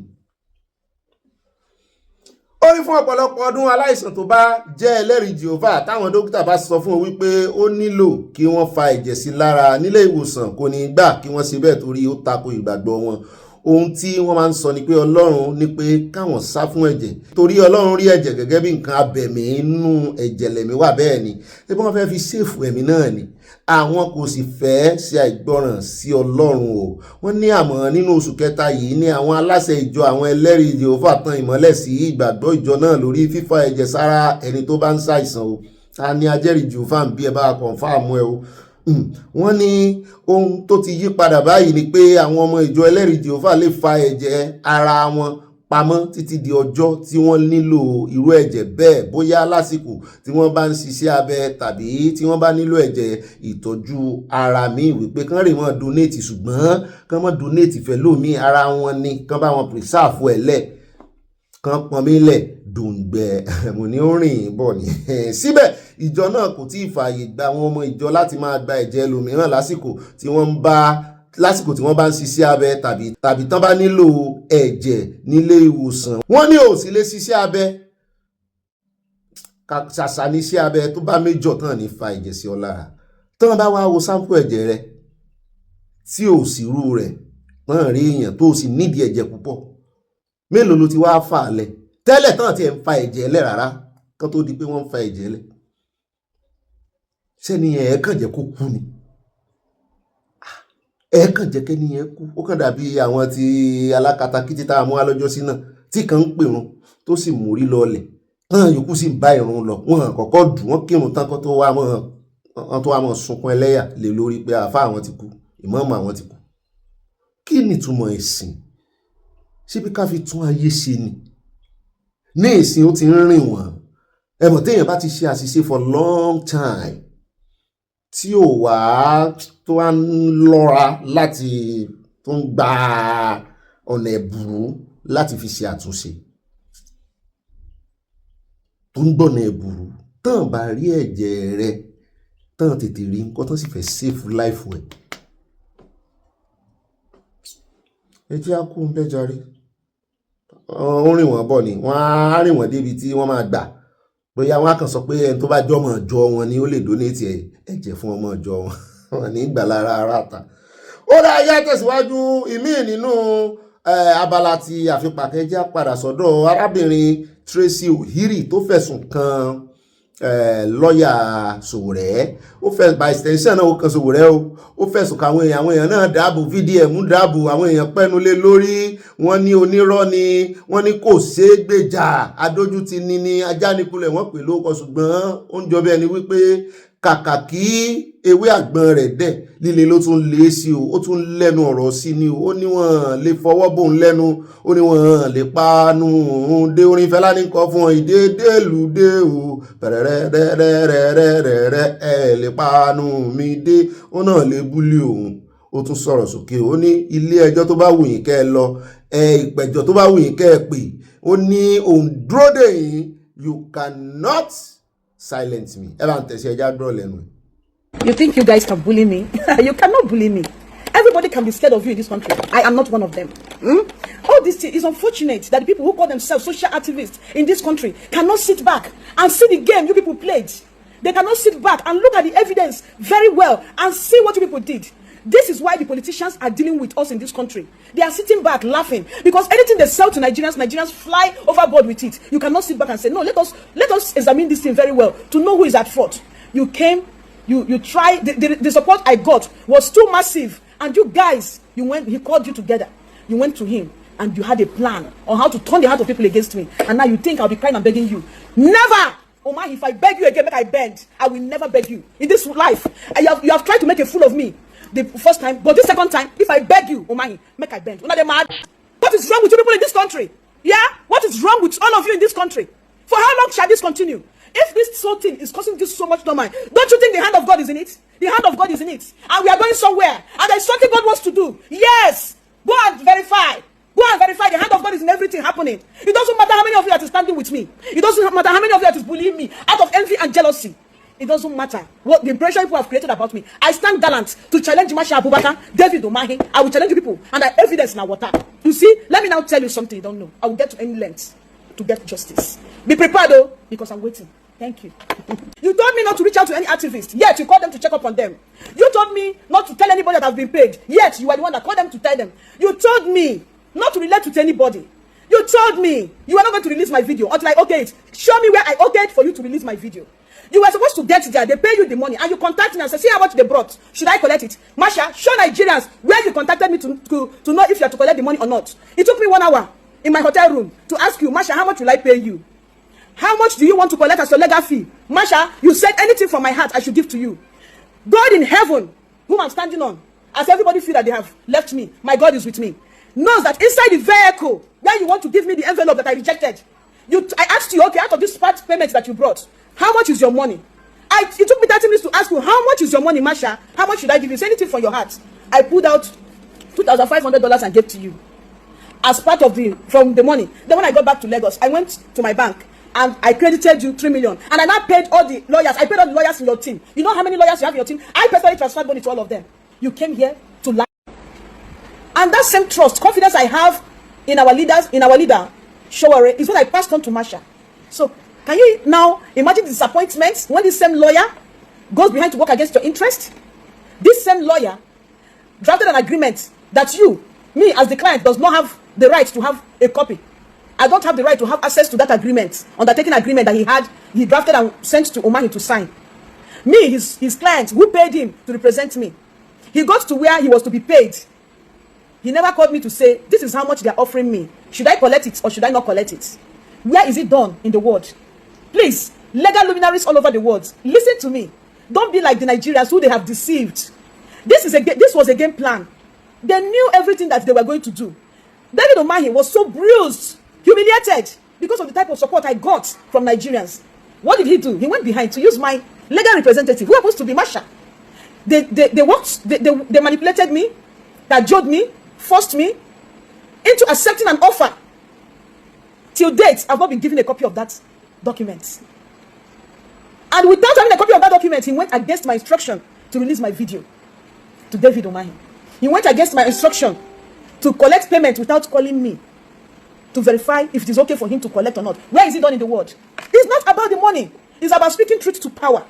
It's about getting justice for making me look stupid before Nigerians. I was fighting a good fight, and my fight is still legit and good. And you came up with your plan, with your ploy, so that you can turn the heart of those standing in for me against me. Every Nigerian cannot be foolish at the same time. There are still intelligent Nigerians in this country who read in between the lines. And as for those of you that are saying that I don't have an evidence, a shock awaits you. Because the only thing I have to tell you here is that evidence na water. That's the only thing I can tell you. Masha Abubakar, I am not fighting you because of money. I'm fighting you because what you did to me is so unprofessional, so unethical. And if the NBA disciplinary committee fail to discipline you, I will fight you till I get justice. Because it has never been heard of before. You went to collect money. Did you call me at the point of collection? Did you get back to me and say, this is how much they are paying? Should I collect or should I not collect? This undertaking agreement that David has signed to drop the charges, to pay me my full money and for me to do a video, where is my copy? As a client who paid you to represent me, don't I have the right to a copy? Don't I have the right? Nigerians, please answer. Don't I have the right to a copy of that undertaking agreement? I kept to my own side of the bargain. David Omahi must keep to his own side of the bargain by not just paying me my money, dropping all the charges, yeah, because I have kept to my own side of the bargain, and you went ahead to release this video without my instruction. Aya ní ọ̀gá mi, ó ń dàbí ẹni wípé ẹ̀ ń káàánú arábìnrin pé gbogbo ayé ló ti kúrò lẹ́yìn rẹ̀. Mo ní kí gbogbo ayé kúrò lẹ́yìn rẹ̀. Ẹ̀mí inú mi ń sọ fún mi wípé pẹ̀lú gbogbo ohun tí mo ti ẹ̀rí tí mo gbọ́ yìí, mo ti gbọ́ both side, mo gbọ́ ti VDM, mo gbọ́ ta gbogbo àwọn tó dá sí gẹ́ẹ̀ ní lọ́wọ́ náà, ó di woman ìjàre, ó ní lọ́wọ́, ó dì sẹ́rù. Ṣùgbọ́n ẹ jẹ́ ká fojú sunùkùn wo the other side náà. Ó dá kí ló dé ńgbà tí ẹ bá lẹ́yìn jà fún yàn tẹ̀sí ní kó rè ṣe fídíò tóun sì ṣe ń tẹ́ wá tọwọ́ bọ̀ tẹjọ́ agree lé lórí ẹ̀ draft ẹ̀ fún ẹ̀ jẹ́ orí torí ẹ ti mọ̀ pé ẹ fẹ́ play ẹ̀ irú táìmù yìí sì nísìn irú tẹ́ bá jọ agree lé lórí kálẹ̀ fún ni a máa mọ̀ ẹ̀ ní lè yí ohun padà wípé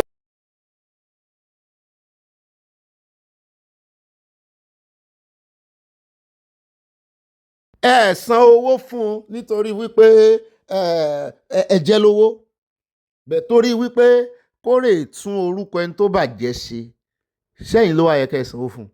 Ibi tẹ́mi ti ní problem pẹ̀lú gbogbo ọ̀rọ̀ yìí rè gẹ́ẹ̀ ní lọ́wọ́ yes àwọn arákejì ẹ̀ gbà pọ̀n ní lọ́wọ́ mo gbà fún yín ṣùgbọ́n kí ló mú wọn san 70,000 aláwọ̀ ọmọ nàìjíríà kan sọ pé ó yẹ kó gbà náà ó ti tó bá náà kí ni kó gbà náà n tó wà lẹ́yìn ọ̀fọ̀ òjèjì lọ n tó wà lórí owó yẹn kì í sọ̀rọ̀ owó nìkan wọ́n lè fi kó bá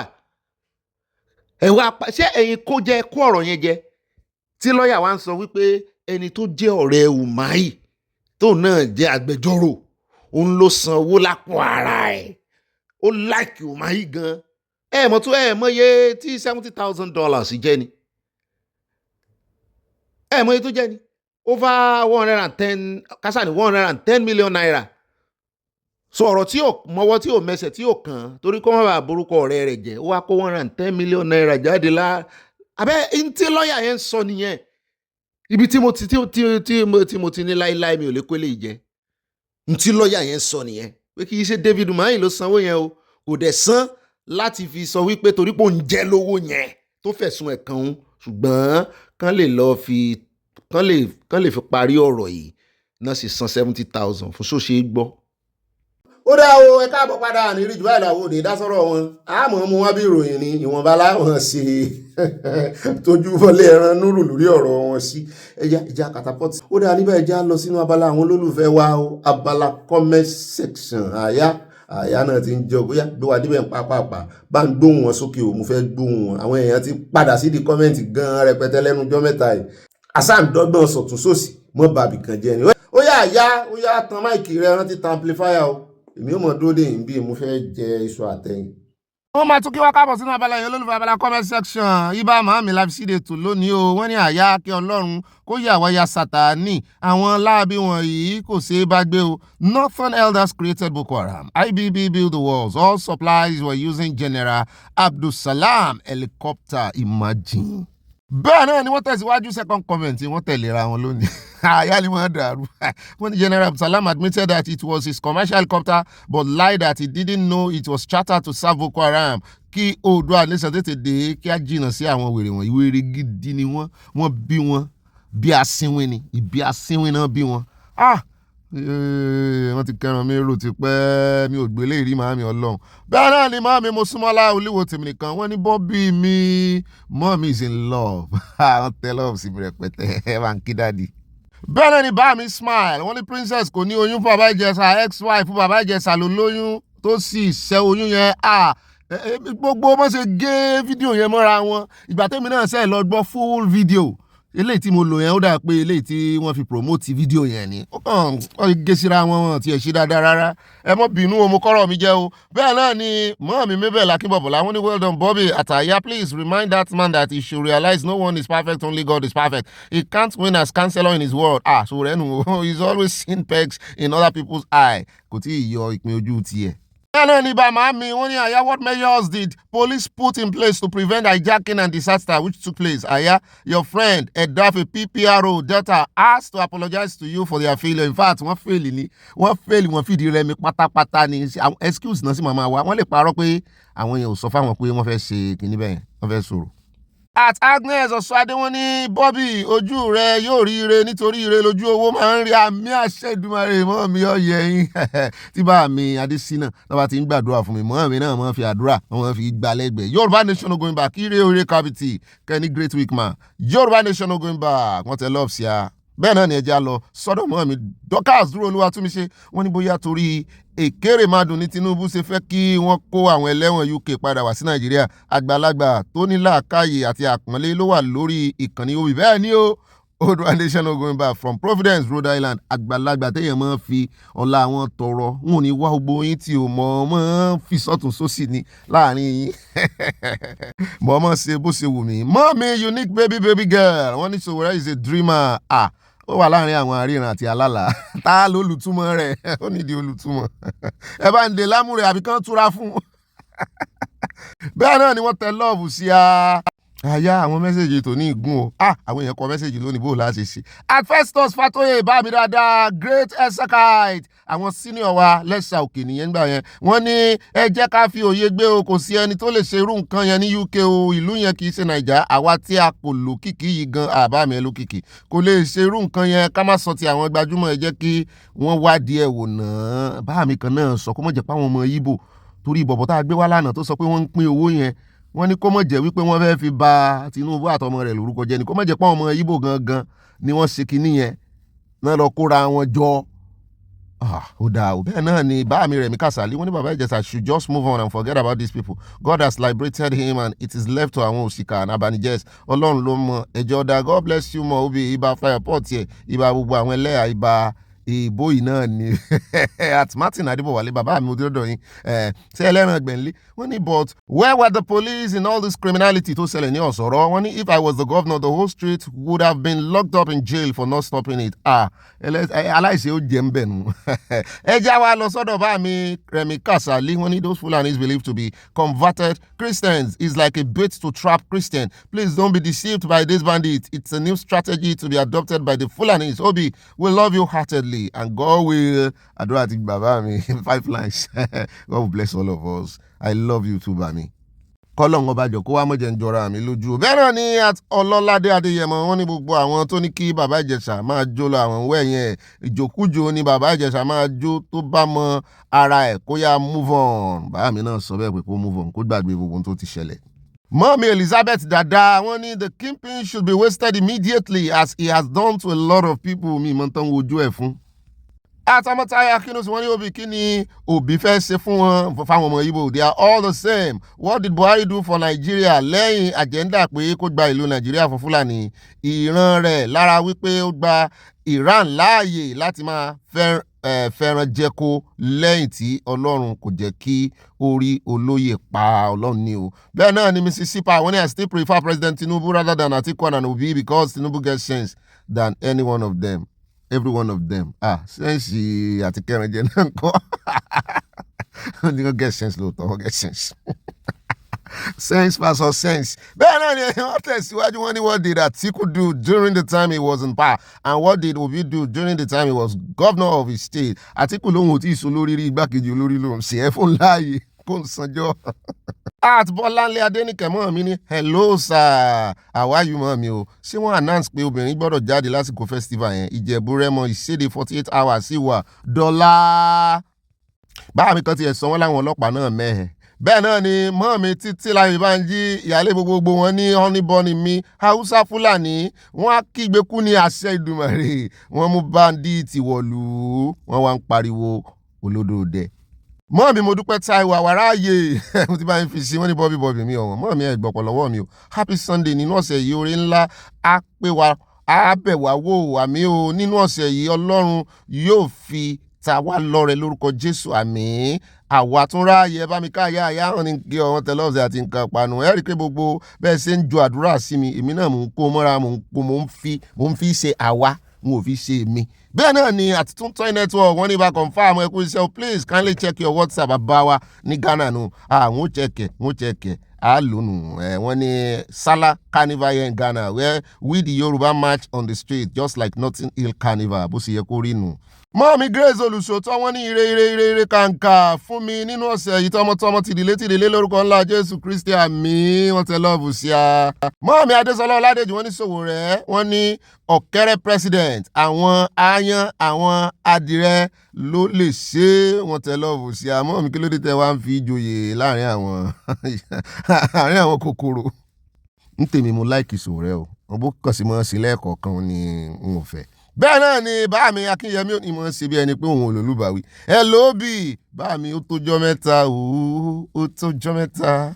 Wọ́n ní èmi ò rí ìyàwó tẹ́ ẹ sọ fún mi pé wá sọ́dọ̀ mi o ẹ jẹ́ lọ install CCTV camera kẹ́ ẹ lè mọ bẹ́lẹ̀ àṣẹ ń jáde wọlé.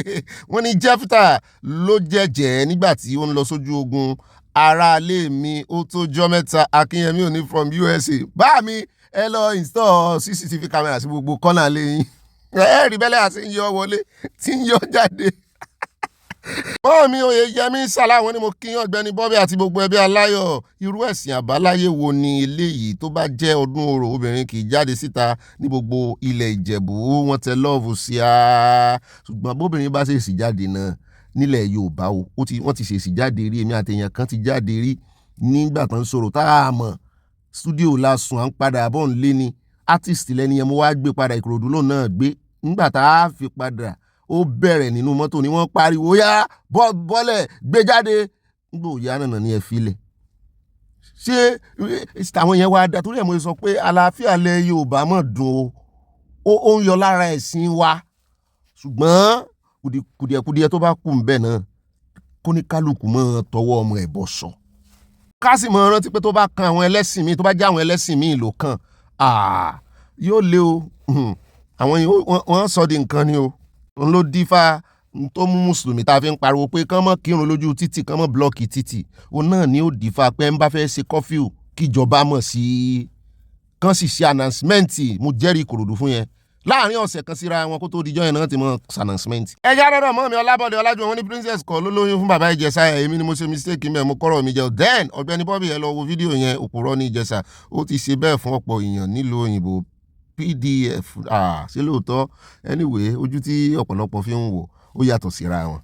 àtọmọtayọ akínú tí wọ́n ní Obi ṣe ayé ń ṣe Sowore ní kò yé mi o kí ni Tinubu àti ọmọ Yorùbá gbà lọ́wọ́ Sowore 98% àwọn politicians Nàìjíríà ní aninilára kí nìdí tí kò ṣe jà báyìí nígbà ìṣèjọba Buhari àwọn mú sẹ́wọ̀n gbà náà àkòsígbà àti Sowore ò já o àtẹ̀gàn ní o kò sígbà àti Sowore ò já o bó ìjà bá ti dé ń jà lọ́nu. Ọláwùmí Olúkọ̀yà wọ́n ní ìtọ́jú Valentine ló jẹ́ kí ẹlẹ́yà dákẹ́ díẹ̀ o àìsùn méjì nìyẹn o ẹ sáku ìtọ́jú ẹlẹ́yà tí wàá dé torótoró báyìí o.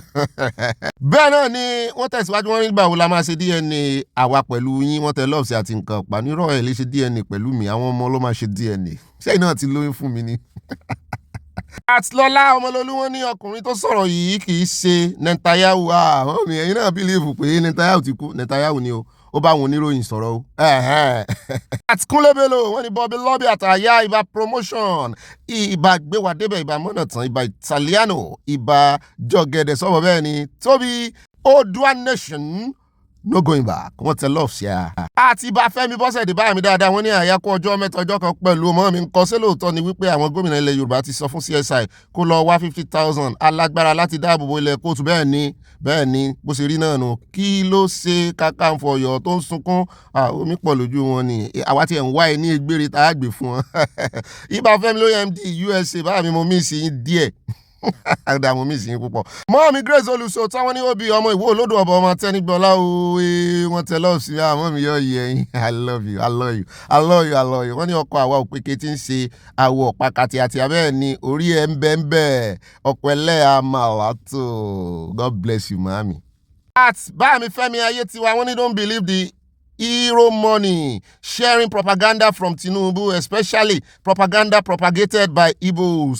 èmi náà ti rí o ó jọ bẹ́ẹ̀ o kábèrè ẹ̀rí lọ́wọ́ wọn o. Adétọ́lá iná ọmọ mi ní Obi ẹ kú ètò Ọlọ́run ní tó ilé aláyọ̀ tó ní Ọlọ́run tó ní ìmọ̀ wọn ní ọgbọ́n àti òye ọgbìn ni mo rí ọgbọ́n náà fẹ́ kọ́ ọgbọ́n àti òye yóò máa fi fún yàn mí àṣẹ Èdùmàrè wọn ní ṣé ààrẹ Kakanfò rò pé owó ni wọ́n mọ́ mi ó dàrú ẹ jẹ́ ń bá yín summarize ẹ̀ torí kíní táìpò pọ̀ ń bẹ̀rùn wọ́n ní bóyá lọ fowó ra oyè lọ́wọ́ Aláàfin wọ́n fi nǹkan kan ránṣẹ́ sí àwọn ọ̀tá CSI torí tí mo rí bí irony CS gbogbo ẹ̀ ó jàn pọ̀ mọ́ mi. Oòduà Nation no going back wọ́n tẹ lọ́ọ̀fù sí a. Alvikayo Victor bá mi mo miss ẹ̀yin náà wọ́n ní Ọ̀gbẹ́ni Bobby Aya the masses have sent Buhari to heavenly prison. Baba Ijesha needs to be very careful of women as simple as ABC. wọ́n tẹ lọ́ọ̀fù sí a mo like love yellow àti star yìí o àti nǹkan ọ̀pánu from Indianapolis. city ẹlẹ́hàá mi lẹ́wà. mọ́ mi Stella Odele wọ́n ní Ọ̀gbẹ́ni Bobby Aya ńkọ́ wọ́n ní àwọn agbésùnmọ̀mí yìí kọ lẹ́tà pé àwọn ń bọ̀ wọ́n ṣàfẹ́ lé gbogbo Yorùbá kúrò ní Kwara ẹ̀yin Yorùbá ẹ̀ dìde àwọn mọ̀ sí wá àti lẹ́tà tán ọkọ̀ àtìjẹta náà ti kọ́ mo gbọ́ pọ́n ti wá lánàá o. At Roslyn Lawal wọ́n ní Ọ̀gbẹ́ni Bobby is like you didn't listen well to Baba Ijesha. I didn't listen well. àwọn tó ju fídíò promo yẹn ni. He was talking about his own wife when he mentioned abortion of twins and not about princess. He said he was not having affairs with princess òun ò sì fẹ́nu kò lẹ́nu rí. mi mo tún ráyọ̀ àríkẹ́ wọ́n ní àmì Obi good night God bless you mami. At Olori Adéwọlé wọ́n ní ìgbà tí gbogbo ìranù yẹn ń lọ lọ́wọ́ ní Ọ̀zọ́rọ́ ṣé kò sí ọlọ́pàá ní ìlú yẹn ni yóò yẹ yín kí wọ́n tètè débẹ̀ bó tiẹ̀ jẹ́ tear gas kí wọ́n fi tú wọn ká ó ga o ọlọ́pàá ló mẹ́hẹ̀ ń táwọn èèyàn padà wá summarize ẹ̀ sínú pé àwọn ọlọ́pàá gan ló mẹ́hẹ̀ gbogbo tó fi ṣẹlẹ̀ patrol kọjá ọlọ́pàá kankan ò kọjá kò sọ ọlọ́pàá ń bẹ̀ ni bẹ́ẹ̀ náà ni mọ́mí Adésọlá Ọládèjì wọ́n ní Ìyábọ̀ Òjó ó ti burúkú jù tí èèyàn bá fẹ́ dá sí ọ̀rọ̀ ó ní bí èèyàn ṣe máa ń dá sí èyí tí ń sunkún sábọ̀ kò lè rí ọkọ princess number wo. àti Adéníkẹ́ Fájúkẹ́ wọ́n ní princess ti sá kúrò Nàìjíríà ó wà ní London ṣó sá ní àbí mo rò pé London gan ló ń gbé ni. At Timmy Titus olórí ọ̀dọ̀ wọ́n ní Mr. Bobby I greet you sir well done I greeted you too. ìbò mi. bẹ́ẹ̀ náà ni at Adétọ́lá Ìnà wọ́n ní òbí ẹ̀kọ́ ọjọ́ mẹ́ta àyáńkọ́ àyáwó àti gbogbo ẹbí aláìgbò wá wà o wọ́n ní ìbànújẹ́ ti dé bá àwọn Fúlàní nítorí pé olódòdó kò fi àyè gbà wọ́n bíi ti Buhari wọ́n ní Tinubu kárígò àwọn ajàfẹ́tọ̀ọ́ ọmọnìyàn kò ṣe lásán o masha o Dua nation no going back wọ́n tẹ̀lé ọ̀sẹ̀. bẹ́ẹ̀ náà ni àtikúnlé bello bá mi ní ibà aláya púpọ̀ pẹ̀lú àyà ibà lọ́bì ọkọ̀ ẹlẹ́yà ọkọ̀ prophetess mola ibà olómi tútù fiteba bẹ́ẹ̀ ni ẹ ṣeun ẹgbọ́n lánàá ẹ ṣe púpọ̀ fún ọjọ́ ìbí mi gbogbo yín ẹ ṣeun àgbà wo la kíyìn àti ìkíyìn àgbà gbogbo wa yóò dalẹ̀ àmì Oòduà nation ogoba àti ìkíyìn bá mi ibo láti kíyìn ẹ sọ fún wa dádì o ẹ ti pẹ́ láyé dádì o ẹ máa pẹ́ jù bẹ́ẹ̀ lọ ẹni bá ní kò ní rí bẹ́ẹ̀ o akànlápá akànsẹ́nu tírélà àkótó pa ó dáa o láàrin wa nínú ayé bàbá mi ẹ pẹ́ ẹ tọ́ ẹ gbòó àníwá yín tí o ọlá yín ò mọ̀ lé sí ni bẹ́ẹ̀ náà ni àwo yín ò ní dín ìgbà yín ò ní fọ́ bá mi inú wa dùn sí yín. Happy birthday once again hip hip hip hooray bẹ́ẹ̀ náà ni ẹja lọ sọ́dọ̀ ọmọ mi Ajekemi Balogun wọ́n ní Uncle Bobby I'm disappointed in Baba Ijesha. You failed to convince the judge at the criminal court as well as appeal court. Do you think you can get validation on the social media? You served your time, please move on with your life. Ìyámokùn chief ni wọ́n. Mo rò pa lè lo kọ́mẹ́ǹtì lónìí o bí 1 hour ni mo ń wò níwájú yìí. Bá mi Emmanuel Adeosu ti wá wọn ní Ọ̀gbẹ́ni Bobby ọkọ princess mo ti sọ fún ẹ pé kí o fẹ́ princess lé ìyá wòlíì Malato princess bíi ti bò kí o lè túbọ̀ yọ̀ǹda ẹlẹ́yà fún mi fún bàbá oníbúrẹ́dì mo ti yọ̀ǹda ẹlẹ́yà fún yẹn ẹlẹ́yà ní yọ wá o bàbá ń dágbé mọ̀mọ́ ń yọ wá mo rí nǹkan panu rẹpẹtẹ tẹ́ fi ránṣẹ́ sí a bá mi yọ yẹn kò ní yẹ ẹlẹ́. bá mi fọlọ́nsọ Tanímọ̀ làwọn ní Bobby Gani Adam Ààrẹ Ọ̀nà Òfò ẹ̀ẹ́kọ́ tán ni abẹ́ mọ̀mọ́ kọ́ bẹ́ẹ̀ Ìgbòho ṣàìsàn anointed man alágbádá ọ̀tẹ̀ ẹgbà fọlọ́run Oòduà nation no going back wọ́n fi nǹkan panu ránṣẹ́. mọ́ mi Mary Odùnú ìtẹ̀mí nìkan wọ́n ní Bobby mi tòótọ́ wọ́n ní kò tí ì yé yín tán lórí ọ̀rọ̀ Tinubu ìnilára of the highest order ní láti ìgbà tí Tinubu ti dé sí ìlú Èkó gẹ́gẹ́ bí ìjọba Olúwa ló máa gbà wá lọ́wọ́ rẹ̀ do or die of everything is him ojú Olúwa ń wò yín wọ́n tẹ lọ́ọ̀sì ayére o ó kúkú yé wa mọ́ mi àwa fẹ́ gba nǹkan lọ́wọ́ rẹ̀ ni. mi Stella Ogunbàjò wọn ní ìbágbé wa débẹ̀ kó àìgbàgbé pẹ̀lú orin bàbá Orlando Ọ̀wọ̀ tí ẹ fi gbé wa débẹ̀ nínú ìròyìn ọjọ́ ìsinmi olóyin tòní kò ní sún yín kò ní rẹ̀yìn àmì àṣẹ Èdùmàrè kò ní sọ yín náà kò ní rẹ̀yìn ohun yín kò ní kan létí ọmọ aráyé aṣẹ́wà o Ọlọ́run kò ní fi yín sílẹ̀ àmì nígbà kan ní gbogbo ọjọ́ ayé yín láṣẹ Èdùmàrè àṣẹ wà mọ́ mi ẹ ṣeun o mọ́ mi Stella Ogunbàjò mi ẹ ṣe Paul lónìí. bẹ́ẹ̀ náà ni màmí Olúfúnkẹ́ Fájìmọ́lú wọn ní Bobby I give God the glory for the celebration of my 73rd year's birthday.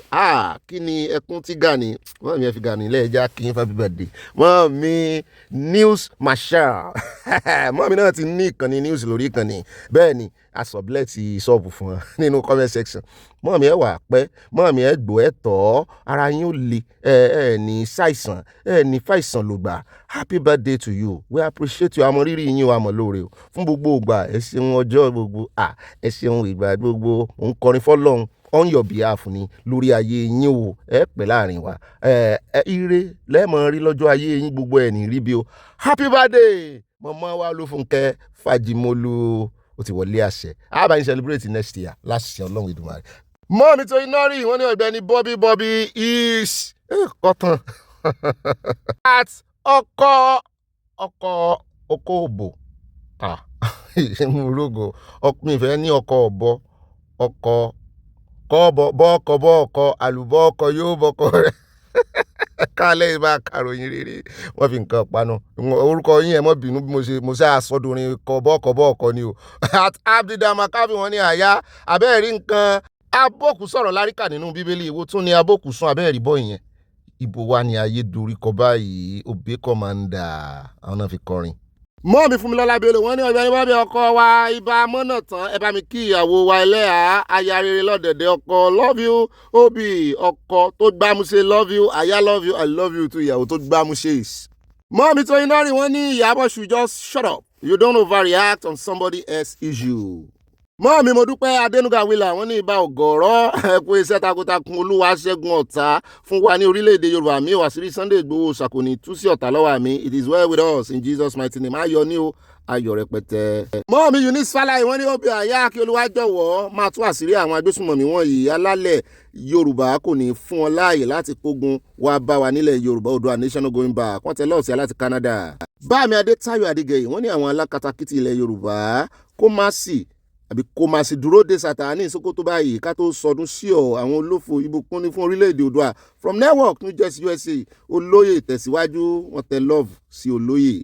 bẹ́ẹ̀ náà ni mọ́ mi Bísí Mákanjúọlá wọn ní ẹkú alẹ́ Ọ̀gbẹ́ni Bobby president protestant ní sòrò rẹ̀ ó pa mí lẹ́rìn-ín ẹ̀ ní sunkún.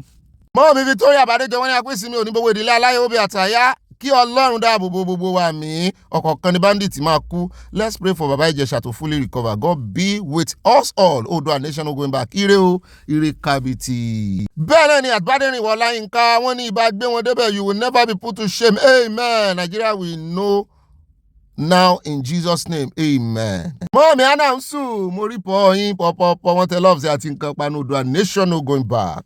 mo rí tí mọ́ọ̀mí Ògúnbàjò náà o Oòduà nation no going back God bless you. pọ̀ at Olúni Káyọ̀dé bá mi ní nǹkan tí àwọn Islam kò lè gbà ni wọ́n máa ń fi lọ ẹlòmíràn wọ́n ṣàfẹ́ràn jàgídíjàgan bí wọ́n ṣe bẹ̀rẹ̀ nípa ìjáàbù náà nìyẹn nílé ìwé Kristẹni nílẹ̀ Yorùbá ẹni àwọn Islam alákatakítí kìí ṣàwọn tàlálàáfíà wa. bẹ́ẹ̀ náà ni mọ́ọ̀mí Ayọ̀kọ́pà wọ́n ní it was his ex-wife that was pregnant with twins and not princess. mo ti kó jẹ mọ́ọ̀mí ẹ ṣeun. àtàdépọ̀jù Adémọ́lá wọ́n ní aláyọ̀ wa irọ́ ni àwọn ìkà yìí ń pa o fake Christian ni wọ́n o wọ́n tẹ lọ́ọ̀sì àti nǹkan panu. at Michael Junior wọ́n ní èmi ní tó ìyá Michael also known as hallelujah láti Sùúrùlérè ibà gbọ́n má bí wọ́n mú un jẹ́yìn ó dáa kí bàbá Ìjẹ̀ṣà sọ̀rọ̀ ẹnu ẹ̀ jáde ṣe mọ̀ wípé wọn jẹ́ kó sọ̀rọ̀ tí wọ́n lọ fi tì mọ́ ilé tí Ìyábọ̀ Òjó bá fẹ́ dá nǹkan kan sílẹ̀ báyìí ó máa tẹ́ni wọ́n fohùn lẹ̀. at Gbénga Adékọ́lá wọ́n ní point of correction bàbá Ìjẹ̀ṣà never said that princess got pregnant for him but his ex-wife I stand to be corrected. Bámi Òkènlá Adédọ̀tun wọ́n ní Olùkùnmi Bobby ẹlẹ́yà tẹ́mù ń kọ́ o pẹ̀lú wòlíì Mọ̀látò Yóyò wọ́n ní ẹ jẹ́ ká sọ òtítọ́ ọ̀rọ̀ bàbá Ìjẹ̀ṣà kó realize wípé ex-convict lòun in the face of the law ṣe bí a rí fídíò ẹ̀ pẹ̀lú ọmọbìnrin yẹn. mọ́ọ̀mí Florence Alade wọ́n ní Baba Valentino ibà Sanawole àtàyà akú ìsinmi aláyọ̀ o ara ló ń ta àwọn Fúlàní wọ̀nyí nígbà tí Buhari ṣe ìjọba tá a gbèsè lẹ́yìn as e dey pain them e dey sweet us as e dey sweet us o e dey pain them no Sharia in Yorùbá land simple as ABC wọ́n tẹ lọ́ọ̀sì àti nǹkan ọ̀pánu. bẹ́ẹ̀ ni Báàmí Òkènlá Adédọ̀tun wọ́n ní Olùkùnmi Bobby gbogbo so-called àwíjàre yẹn ṣáà ló present ní court tí appeal court tún uphold conviction ẹ̀ wọ́n dá yẹn dànù wọ́n ní tí ó bá gbọ́n kí ó yá move on kí ó má rìn ní bèbè defamation suit o kedere lárí CCTV recording yẹn o. Báàmí Rábí Ọlọ́pàdé wọ́n ní there is a big bunker or bunk house under the ground that covered almost 2 states. It was constructed by the Chinese people ṣé ní Iran àbí níbo. mọ́ọ̀mí Mary Odùnúyì tèmi nìkan wọ́n ní Obi tèmi nìkan àtàyà mi alálùbáríkà ibà ọkọ̀ àwọn ọmọge lágbolé aláyọ̀ yìí mú kí bàbá wọn Olóyè Ìgbòho kí wọ́n gbalé ságújú fún gbogbo àwọn ẹlẹ́nu màrímàjẹ wọ́n ní ọlọ́pọlọ ẹja Titus wípé ó máa tó yé wọn Oòduà nation má sùn wọ́n tẹ lọ́ọ̀sì á. mọ́ọ̀mí Christiana Mustapha wọ́n ní ẹ̀ka alẹ́ àkú ìsinmi ológo ìní Ọlọ́run ní fi wá sílẹ̀ Odùduwà gbé wá lọ́wọ́ ẹni bí wà mí Ọ̀gbẹ́ni Bobby a ò ní wá yín tí o àmì mi ò ní wẹ́yìn náà tì láyéláyé wọ́n tẹ lọ́ọ̀sì á God bless you. ó dáa káàbọ̀ padà èmi náà ti ṣe fàájì fẹ́rẹ́fẹ́ ń bí o yá mo lè ṣe sìnà fẹ́rẹ́fẹ́ mọ̀ ṣe sìnà fẹ́rẹ́fẹ́ o kò sí sìnà fẹ́rẹ́fẹ́ kò sí sìnà gbàgbà o sìnà ní sìnà ń jẹ́ ibà mọ̀ ṣe sìnà yín náà rí o dáa o ẹ̀mí ọ̀gá kan ọ̀bì kan ni o àyà kan mọ́ọ̀mí Abọ́láńlé $1 kan ni ó kàn yọ pé mọ́ọ̀mí Ayọ̀kọ́pà wọ́n fẹ́ ó dá o ẹ jókòó déédéé wá nǹkan fi panu ó dá ẹ jókòó déédéé wá nǹkan fi panu kẹ́ ẹ máa fi sọ̀rọ̀ àjìjà kẹ́ ẹ máa fi tì sọ́hùn kẹ́ ẹ explain ara yín kẹ́ ẹ enjoy ara yín ó dá ẹ wá nǹkan panu kẹ́ ẹ máa fi sọ̀rọ̀ àjìjà ẹ wá nǹkan ẹlẹ́rìndòdò tẹ́ mọ̀ fi tì náà kẹ́ gbádùn ara yín sí mi lọ́rùn kí n wá mọ̀ fún yín back to back gbogbo bí tá a ti mẹ́nuba àwọn ìròyìn tòní o bọ́mbà to bọ́mbà ó dà ẹ bá wa pín bó bá dénú yín terms and conditions wà ń bẹ bó bá dénú yín bó bá dilẹ̀ ẹ bá wa pín fáwọn olólùfẹ́ yín bẹ́ẹ̀ náà ni ẹ mọ̀ bá wa kọ ìmọ̀ràn yín sínú comment section kò mọ̀ ju 5 lines lọ alákọ̀ọ́kọ́ náà ìròyìn tòní láti ọ̀dọ̀ Minister of Education láti bẹ̀rẹ̀ bọ̀dà Túnjí Aláùsá níbi tí wọ́n ti sọ wípé àwọn ti scrap common entrance àwọn òbí bá bẹ̀rẹ̀ sí ìbéèrè lọ́wọ́ mi pé kí ló dé wọ́n ṣàlàyé fáwọn kan mọ́ confuse àwọn ọmọ àwọn wọ́n ní the federal government ìyẹn ìjọba àpapọ̀ Nàìjíríà wọ́n ti kéde ìyẹn èròǹgbà wọn láti scrap junior secondary school common entrance examination wọ́n ní wọ́n fẹ́ gbọ̀nà tuntun yọ gbéyọ mo ti yá gbéyọ abẹ́rẹ́ mọ̀ igbe sàṣọ ò máa gbé yọ wọ́n náà fẹ́ gbé tuntun yọ ní wípé àwọn làwọn fẹ́ introduce tó ń jẹ́ a learner identification number to track pupils from primary school through their academic journey. Only the Minister of Education Tunji Alausa disclosed this during an interactive session with journalists in Lagos on Saturday. Only according to Tribune, the minister explained that the proposed reforms are aimed at improving access to education and ensuring better tracking. One of them bẹ́ẹ̀ náà ló tún sọ ó ní it will be replaced by continuous assessment àwọn test tá a máa ń ṣe CA tá a máa ń pè CA continuous assessment kò ní sí exam gangan mọ́. The CA will reflect the performance of the pupil from primary one, and even if a pupil is transferring from one school to the another, he will take it along to his school. Wọ́n ní gbogbo school ní ọmọ gbà á. The minister added that the new system will help address gaps in transition from primary school to secondary education, particularly the large number of pupils who fail to progress to the next level. Providing data to support the reform allows us to millions of pupils enrolled in public primary schools do not continue the education at the secondary level. Wọ́n ní àwọn ò fẹ́ kí wọ́n máa parí exam wọ́n láwọn ò fẹ́ kí àwọn ọmọ máa parí iléèwé wọn ní primary school nìkan nítorí àwọn fẹ́ encourage wọn kàn máa wọ secondary school kàn máa ti at least ó kéré jù kàn sí secondary school. Only we have over 50,000 public primary schools in the country with over 23 million pupils. However, from statistics available to us, only a little over 3 million among those pupils move to the junior secondary school. Junior secondary school ní GSS 1, GSS 2, GSS 3. Wípé nígbà táwọn ní 23 million pé 3 million plus ni wọ́n lọ sí junior secondary school. Ibo làwọn yòókù 20 million yòókù ń lọ wọ́n padà lé wọ́n rè kọ́ṣẹ́ pé ó lè lọ school kò sì mọ́ kọ́ṣẹ́. Ó ní then the question is, where are the 20 million not enrolled in our public schools? Bóyá sì ti mọ́ ọmọ wọn lọ sí private schools. He noted that the situation points to a major access problem, stressing the need for state government to build more schools. It's obvious that we cannot say our private schools accommodate all of them. Wọ́n ní àwọn ò lè sọ wípé private school pé ibẹ̀ ni gbogbo wọn lọ. Ó ní ṣùgbọ́n the issue is simply lack of access, and we're working on that. There is need to build more schools, and I have met the Nigerian Governors Forum over the state. State government needs to build more schools. Láwọn tán build gan tó jẹ́ pé lẹ́lẹ́ làwọn èèyàn ń jókòó sí. Mi ò mọ̀dí tán ṣe mú ẹ̀kọ́ lọ́kùnkúndùn. Ẹ mọ̀ pé àwọn ọmọ tẹ́ ẹ bá kọ́ wọ́n á padà wà gbélé tá a kọ́ tà. Education is not a scam o. Gbogbo ọ̀nà tán sáfẹ́ fi àdírẹ́sì ẹ̀ bóyá lè tán wá fẹ́ mọ̀ sí ní ìsìn bóyá yóò àdírẹ́sì ẹ̀ ìtumọ̀ ẹ̀ náà ni wípé ṣé rí àwọn ọmọ kan náà bá ti parí primary school wọ́n ti ní ọkàn wípé primary school làwọn fẹ́ parí táwọn ò fi kó school, ṣùgbọ́n òbí mi náà sì rèé owó já wọn tàn wọn, ṣùgbọ́n ní ìsìn wọ́n ti fi rígbà tí wọ́n fi igi dáná tẹ́lẹ̀ ni pé òkè tó bá ti débì ó fò igi rí kọjá kó tún tó continue so ti wá yẹ yín bá ṣùgbọ́n ní ìsìn wọ́n ti yọ igi kúrò lójú ọ̀nà pípọ́n continue lọ ìpele sí ìpele ò tí ì parí ibi tó ń lọ eré èjì tó ń sá kì í ṣe ibi tó parí sí rè mọ́ fi ojú pé wọ́n fi igi dáná kó wò wípé o lè sinmi bí iná ìrọ̀ mọ́ sinmi rọ́ tẹ̀síwájú Kristẹ Matthew wá sinmi wọ́n náà fi ṣe mú ní ká mọ̀ wò bóyá yóò wọ́ọ̀kì àbí tán bá pèsè school tó sì jẹ́ free education irú táwọn olórí àwọn olóṣèlú yìí ìrìtàn jẹ́ lára bàbá Awólọ́wọ̀ Sòwòrẹ́ náà sọ lọ́jọ́ sí olóòrùn náà jèrè yẹn ó ní òun ti ẹ̀ mọ̀ pé òun ó lọ school láàrin gbogbo àwọn ọmọ tó wà ní village àwọn lábúlé àwọn ńgbà náà kọ́ school àwọn wà lára àwọn tó mọ school àwọn ṣùgbọ́n àwọn ọmọ páwọn lọ school òun sì lọ kọ́tì bàbá Awólọ́wọ̀, bàbá yẹn ọ̀run re ni ó wọ̀ torí àwọn èèyàn máa fi ojoojúmọ́ sọ iṣẹ́ rere wọn. ẹlẹ́ẹ̀kejì ń bẹ ẹjẹ́ wa lọ tààràtààrà sí Ìfẹ́lódùn. Kwara là ń lọ níbi tá a ti gbọ́ wọn ní àwọn bandit wọ́n ti ya wọ ṣọ́ọ̀ṣì ECWA. àmọ́ náà ṣe wá dójúlé ECWA báyìí o. Ìfẹ́lódùn local government táwọn aráabí tí wọ́n sọ fún ìjọba wípé àwọn ń gbóòórùn pé àwọn agbésùnmọ̀mí fẹ́ wá bẹ̀. wọ́n ní wọ́n ti invade ECWA church ní Omugo community ẹmọ́bìnú tí ń bà mọ́ pé ní ẹmọ́bìnú tí ń bà mọ́ pé dáadáa Ìfẹ́lódùn local government area of Kwara state. wọ́n sì jẹ́ àwọn olùjọsìn gbé. wọ́n ní àwọn joint security pẹ̀lú àwọn vigilante wọ́n ní wọ́n gbìyànjú wọ́n kọ́kọ́ rescue àwọn 3 lẹ́yìn náà wọ́n tó rescue àwọn 2 míì. wọ́n ní àwọn 4 ló wá kù lákàtà wọn báyìí o. wọ́n ní ọjọ́ Sunday yẹn àná láàárọ̀ tí wọ́n ń ṣe ìsìn wọ́n ní ká mọ̀ bú wọn wọ́n ní wọ́n ṣe náà fídíò wọ́n ní ìsìn àárọ̀ wọ́n náà sì ti sọ wípé kò sí tó lè yà wọn pẹ̀lú ìfẹ́ Jésù. kí ni ó yà mí nípa ìfẹ́ Jésù? wọ́n ní ìyà ò lè yà wọn, òṣì ò lè yà wọn, bandit ò lè yà wọn, wọ́n lè ní kàn mọ́ lọ ṣọ́ọ̀ṣì mọ́ ló dáa.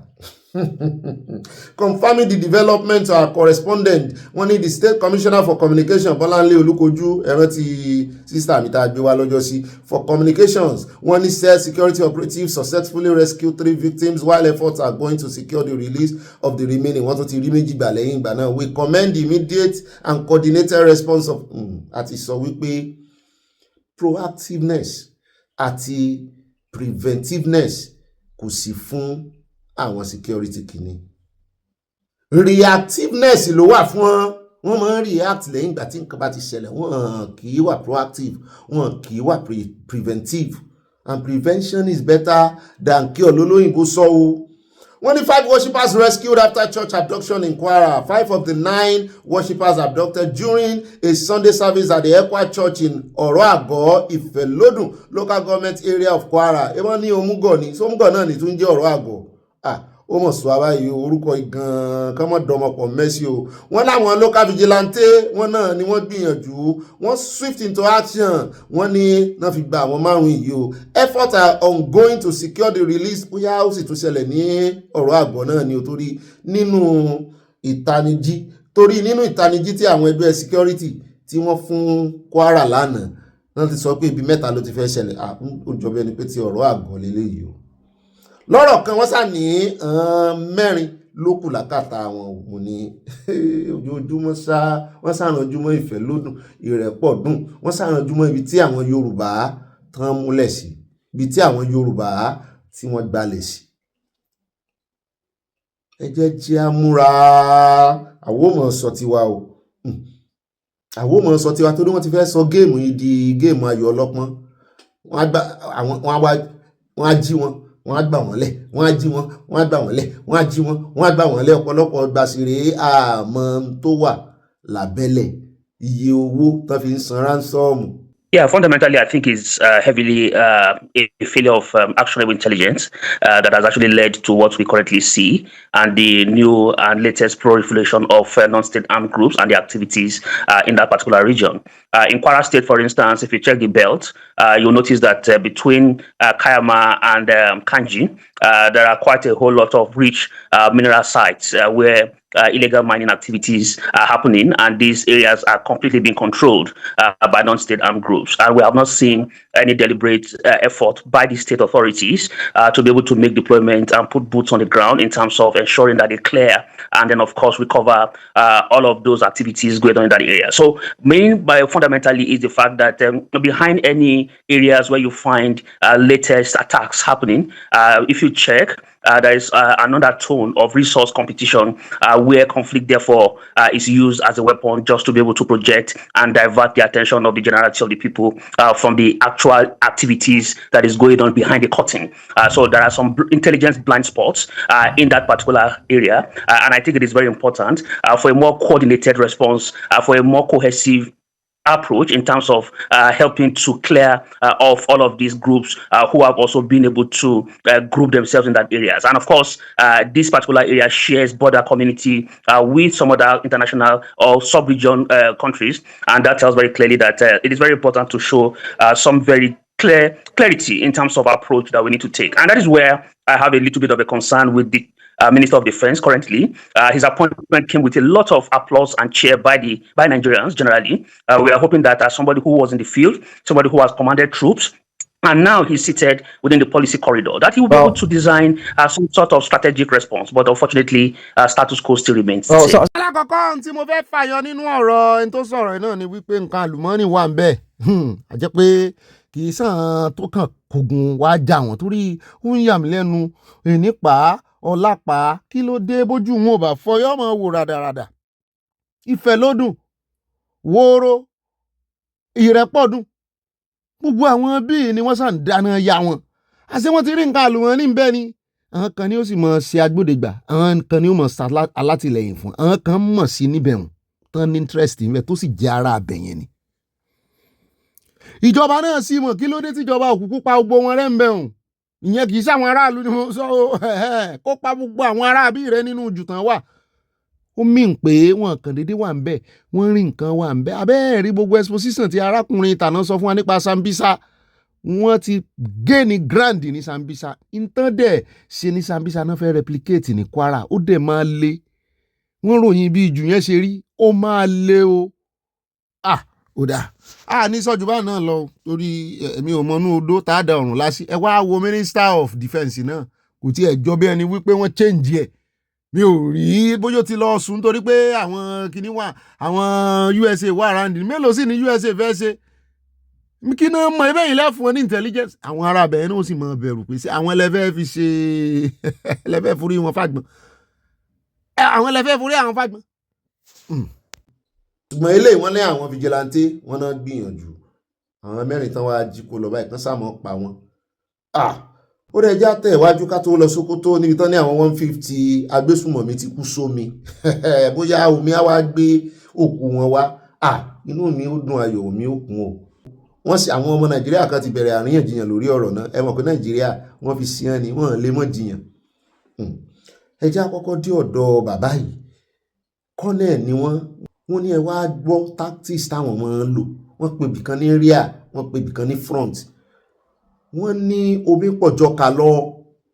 Ilẹ̀ ó fẹ̀ lójú gbayáwó ni. Wípé àwọn wèrè ìsírè in groups wọ́n máa ń dọdẹ àwọn from all front ni tó jẹ́ wípé ibi táwọn fi ṣe ẹ̀yìn táwọn fi ṣe rear tọ́ga ológun gbọ́dọ̀ wà wọ́n ní máa padà di front nígbà míì tí confusion máa bẹ́lẹ̀ tó yẹ pé ibi tó bá gbà yọ sí ọ yóò padà di front ibi tó ti ń tún yí ẹ̀yìn padà náà kan náà ó tún ti yọ sí ọ lẹ́gbẹ̀ẹ́ wípé òun náà ń pè ní asymmetry war. Wọ́n ṣàlàyé fún wa ibẹ̀ náà ti sọ fún wa bọ́n ṣe pa Major General Uba tán pa lójú kámẹ́rà lọ́jọ́ sí kan ò tí ìgbà kan pa ni o. Ẹ bá ń tẹ̀sí ẹja gbọ́rọ̀ lẹ́nu. Brigadier Musa Uba and his team were ambushed. Okay. You know, I saw the video of how they took him out, and I keep asking, I say, General, I thought generals are always at the rear. How come he found himself in that ambush? Can you explain that kind of scenario? Yeah, good. Like I said before, the area is very wide. There's no front, there's no rear. No front, no rear. Yes, in our military training, when you are deployed on a military operation, you be identify the likely enemy approach. That will be your front. Then the rear will be where your headquarters will be.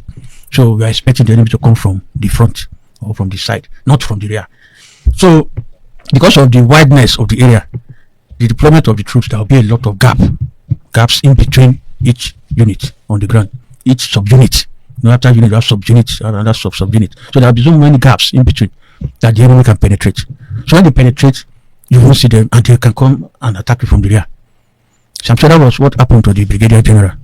His unit is at the rear, and I'm sure he's moving from one of the units, maybe on inspection or routine patrol. And then he got into the ambush of those terrorists.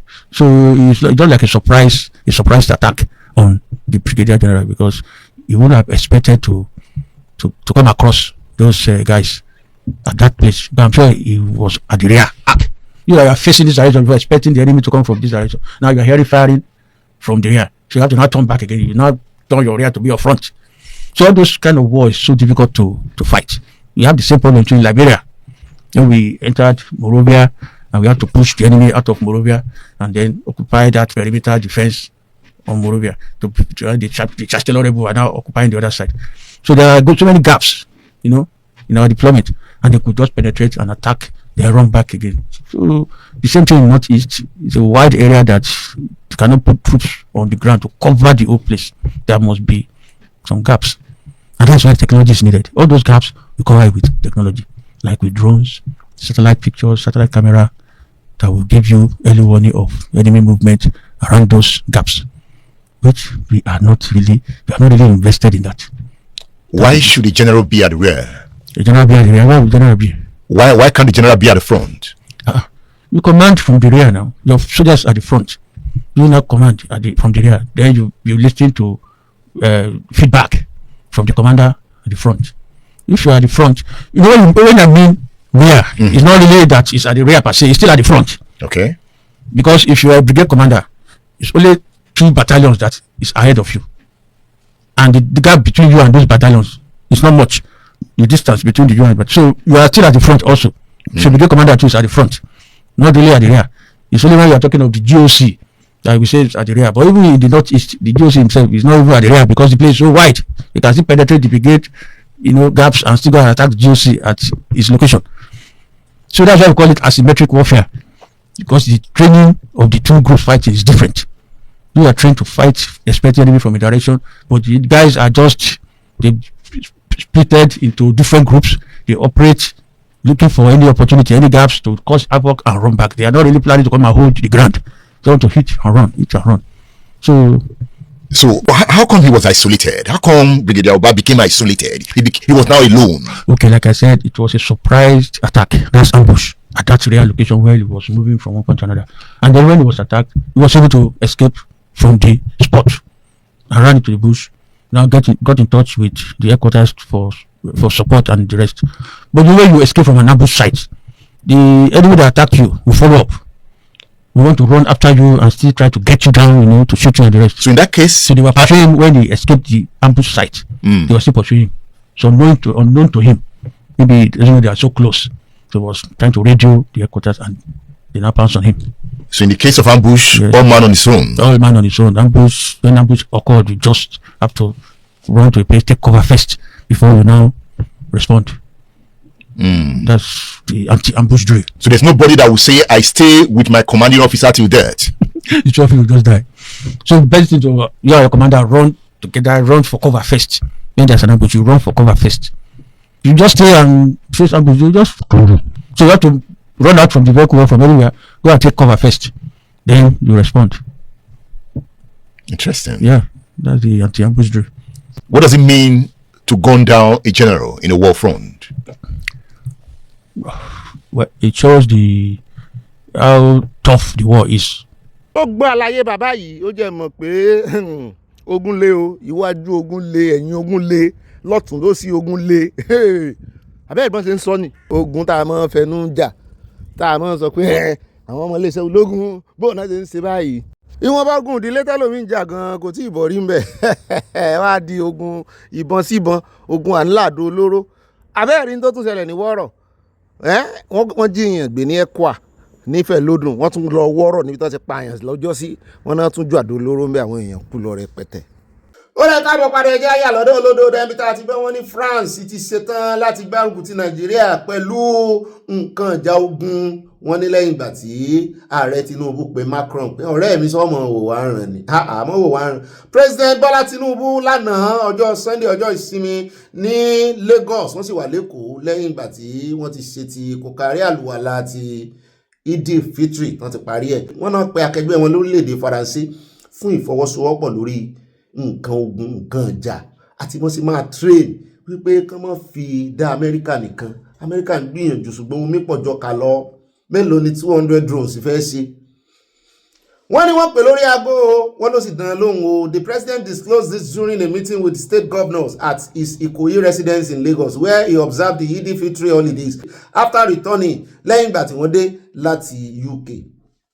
bẹ́ẹ̀ náà ni lára ìròyìn tá a mú wá fún yín lánàá àwọn bá mi kan pàkíyèsí wá sí wípé kó lè ṣẹlẹ̀ UK kan mọ́ pín owó bẹ́yẹn o pé wọ́n fẹ́ pé àwọn gbóòórùn wípé àwọn ọmọ Ìgbò náà lọ ya fídíò yẹn tán ń pín owó yẹn láàrin ara wọn pé kán sóòjú àwọn oníwọ́n dẹ̀ sóòjú yẹn lánàá náà ká mọ̀ dúró de identification àwọn tó bá mojú yẹn ká mọ̀ ibi tán fi sí bóyá wọ́n fẹ́ fi ba Olódòde àtọmọ ẹ̀ ló kọjẹ́ ni àti wípé kíjọba UK náà ẹ̀yin náà bá pín fún àwọn ọlọ́pàá ìjọba UK kán mú wọn wọ́n ti fẹ́ bà country wọn jẹ́nu o inú UK ló ti ṣẹlẹ̀ o bá a ṣe gbọ́ o kán wá wọn ojú àwọn kan ṣòǹbẹ iṣẹ́ dọwọ́ ìjọba UK kán mọ̀ sọ wípé àwọn ọmọ Nàìjíríà ní í ṣe transaction pé kò kan àwọn ò mọ̀ tán ṣe tán fi ń sanwó fúnra wọn ṣùgbọ́n só yẹ kó rí bẹ́ẹ̀ ó dá o.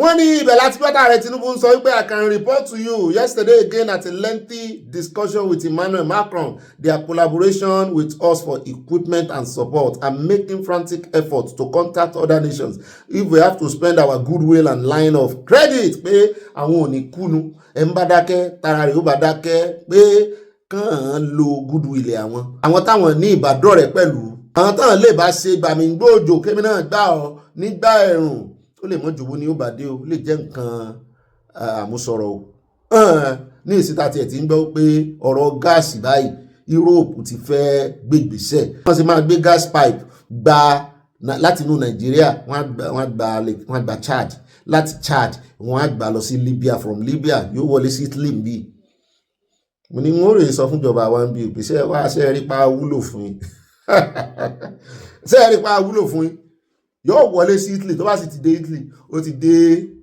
the rest of Europe pé gbogbo wọn ń dẹ́rù bá àwọn yìí gáàsì ó wọ́n ó ṣe gbogbo ẹ̀ pé kò ní ní àwọn lára mọ́ mo ní Ọlọ́run jò wọ́ kí ẹ bá ń tẹ̀sí ẹja gbọ́ lẹ́nu Ààrẹ Olódòde bí tán ti sọ fún àwọn gómìnà wípé àwọn ò sinmi àwọn ò sàárẹ̀ lórí ọ̀rọ̀ insecurity yìí ẹ mọ́ fọ̀rọ̀ insecurity bú àwọn ẹ mọ́ fọmọ bú àmọ́ o Olúwa ló mọ̀ lọ́mọ lọ́dọ̀ o ẹ ò mọ̀ gbọ́dọ̀ fọmọ bú àmọ́ wọn ẹ mọ́ fi insecurity bú àwọn ẹ bá ń tẹ̀sí ẹja gbọ́ lẹ́nu wọn. Next phase of our struggle is staring us in the face. It's the challenge of insecurity in this country. And I'm making all the efforts to ensure it is us collectively that we share the joy and be proud of victory over tyranny.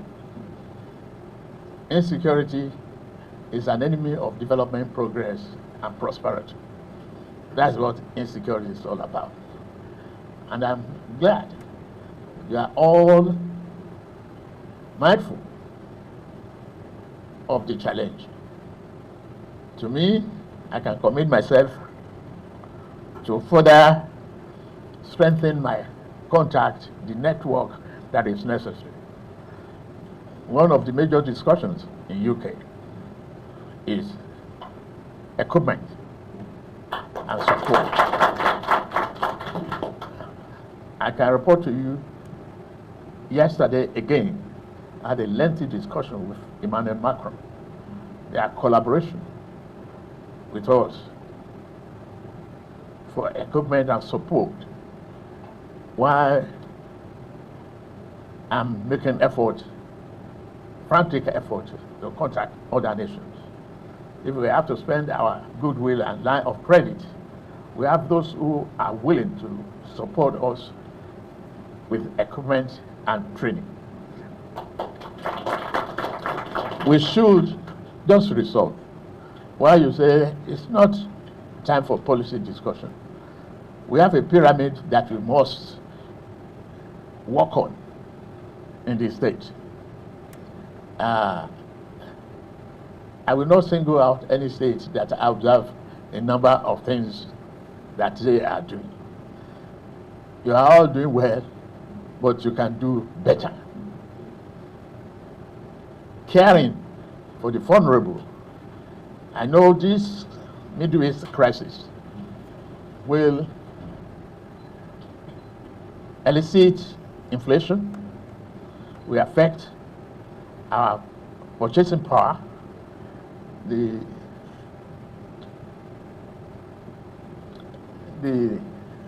labor union and others will be gearing to asked us to support them because of the effect of the Middle East war and prices at the pumps, resulting in transportation problems and high prices. Even though the chairman had said there's no need for policy discussion, we should rejoice. I'm glad you have something to bite. My condolences to Ashim Shetima, like what you did, return immediately to Bornu and collectively give a message of sympathy and condolence to our people there. Yes, we are with you. As our investment in technology and equipment that we must defeat, terrorism and all of these characters. So we must come together to do that. ó dá ẹ káàbọ̀ padà o pápápá láṣẹ bí àwọn bàbá sọnà ó dá ẹjá wá lọ tààràtàrà ìròyìn yìí àfimọ́ ni o àrùn tí fikún nínú àkórí ìròyìn láti ìgbà tí ilé ẹjọ́ kan ti dájọ́ wípé ọmọ Nàìjíríà ní ẹ̀tọ́ láti rìkọ́ọ̀dù àwọn ọlọ́pàá wọ́n ń jẹ́ kó yé wa náà wípé àwọn ọlọ́pàá náà ní ẹ̀tọ́ sí privacy wọn. Mo léwo láwà dìmú ṣé ìta láti rè rìkọ́ọ̀dù wọn ẹ bá lọ station wọn wọ́n ní ẹ mọ́ rè rìkọ́ọ̀dù kẹ lọ station wọn kẹ rè mọ́ rìkọ́ọ̀dù o wọ́n náà ní privacy o pàápàá jùlọ tó bá ti di wípé ojú wọ́n ní bá ṣe rìkọ́ọ̀dù wọn yẹn náà bí ìgbà táwọn expose wọn pé ṣe mọ̀ wípé criminal àwọn wọn fìbọn tí wọ́n pamọ́ ni ọlọ́pàá wọn gbébọn dání so bí ìgbà tí òkùnkùn àtìmọ́lẹ̀ bá ń bára wọn jà ní criminal ó máa tètè lè àtáàkì ọlọ́pàá pé ń ta bá tún wá ń fi ojú wọn hàn wípé bí ìgbà tó jẹ́ wípé àwọn expose wọn ni òmùlànà náà expose ara wọn kàn náà jókòó sí di iṣẹ́ káná jókòó sí di iṣẹ́ tán rán wọn gangan ni tán mọ́ rárá wọn ń ṣẹ́ tíjọba ò rán wọn ọmọ Nàìjíríà ó respect wọn. Ẹ bá ń tẹ̀sí ẹjá gbọ́ àríyànjiyàn àsìkágbọ́ lẹ́nu àwọn expert tán fẹ́ gbé wa débẹ̀ sódà káwọn náà lè mọ̀ gbà tó yẹ ká lo fóònù torí ọlọ́pàá tó tí wọ́n mú fóònù dání gájẹ́ẹ̀tì kan nù òun náà gbé gájẹ́ẹ̀tì ọwọ́ rẹ̀ dání ó gbébọn dání tójú bá kú fírí ṣé kò ní í. Ẹ bá ń tẹ̀sí ẹjá gbọ́rọ̀ lẹ́nu wọn. Well, I first of all want to thank the lawyer who brought this urgent summons to the court. And I didn't expect that some of the respondents will even show up because there's nothing to argue in this case. It's purely something that has been done without anybody taking this matter to court or challenging the stance of the police. But it's good now that we have such a judgment. And I think it will help in reducing illegal arrest and illegal detentions. When it comes to this kind of issues, you find policemen at the stop and search. Even if you film them, they may not be aware of this judgment, and a lot of them would not even really care for it, and they will still try to continue to harass Nigerians on the road. And of course, Nigerians would, a lot of Nigerians would rather be cautious about filming the police on the roadside. What I would say is that if you're going to do this, you must be in a safe distance, and you must be mindful of the situation around you when you do this, because it's not everything that is permissible in the law that is necessary for us to do in enforcing those laws. So we should really still be careful while we're carrying out our civic responsibility. Normally, in other crimes, police have body cameras, and even now we have some citizens who have dash cam cameras that are filming all the time. And if you have one, you can use it. But if you're going to use your phone, I would suggest you be at a safe distance and not let the officer know that you're actually filming his activities. Ó dáa náà lẹ́sìn bóyá káàbọ̀ padà ṣùgbọ́n mi ò mọ̀dí tí àwọn ọlọ́pàá náà ṣe ń bẹ̀rù àwọn akẹgbẹ́ wọn ti ń lo body cam tí ò sì gbọ́dọ̀ pa tó bá ti wà duty ó gbọ́dọ̀ tẹ̀ on ó gbọ́dọ̀ wà on.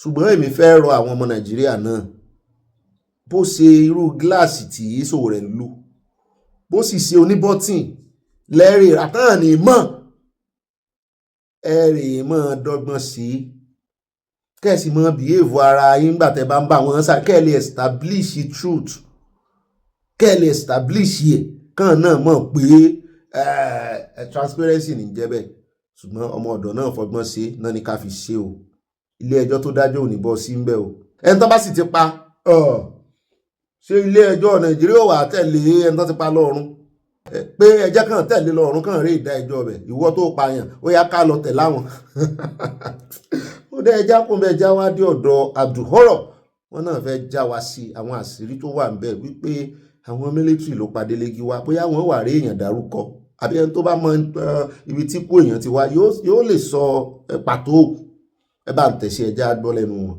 Then I came to Lagos just the routine. I used to come every weekend or something like that. And then one of my cousins came to me to say, look, something has happened. I said, what? So that Delegi had. So all of us rushed to News Watch office and then to the hospital where he was taken to First Foundation Hospital in Ikeja. And from the torso down was wrecked. How he survived. You can see I devoted a chapter to that incident in the book, where I tried to use it as a metaphor to describe the struggle and the plight of Nigerian journalists and Nigerian journalism from the historical perspective, right from the days, the colonial days, up to the present. Yeah. It was obvious that the military killed him. It was the military intelligence that killed him, and they were acting on a political instruction, maybe on the directive of the president.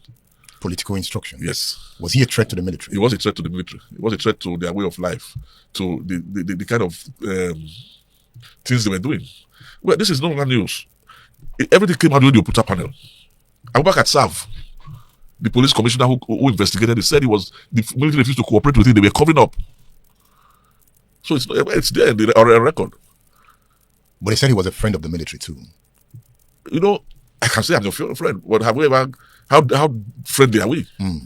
Yes, the same Babangida used to send a copy of his speech to him to look at, which means, okay, that guy, then Babangida will look at it and say, oh, you should have said it, or you should have said this. But that it's done everywhere in the US, everywhere. Those in the authority, they try to cultivate the press. He didn't send him that speech because they were friends. Because if he didn't think he would benefit from it, it was in his selfish interest to do that, to cultivate the press. And it's also a record that Guso told Akilu to cultivate Delegi, to cultivate the press. Guso was the head of, I think, coordinator of national security or whatever his position was at that time. So that didn't stop them from taking whatever action they wanted to take if they think they needed to take such action. But why Delegiwa? There were other journalists within the News Watch. Delegiwa was, in fact, it was the most popular journalist in Nigeria. If they needed to use somebody to set example, he was the perfect example. And they got him. They got him. They did. Even when they brought that document, the son saw Billy Giwa written on it from the office of the president. And then he was joking with his mother-in-law for me. Stepmother. Yeah, he said, look, your husband is having a relationship with the military, all these people. And then also you need to read the News Watch book, Juggling the Jungle. All these things are there. And then he said, okay, take it to your father. So he took the letter, which was, there was instruction there that, look, only the HSC should open it. And then it was taken to Delegiwa. And when he saw it according to Kayode Shoyinka, he said, oh, this was from the president. And he tried to open it with his left hand. Wow. I've spoken to Kunle Togun in this studio. Yeah, I listened to the interview. He was denying it. Denying even some of those things he said in the press conference in Lagos. That if you are running across the road and you are hit by a truck or blah, blah, blah. He was responsible. He was one of those responsible. He was one of those companies. He was working with SSS then.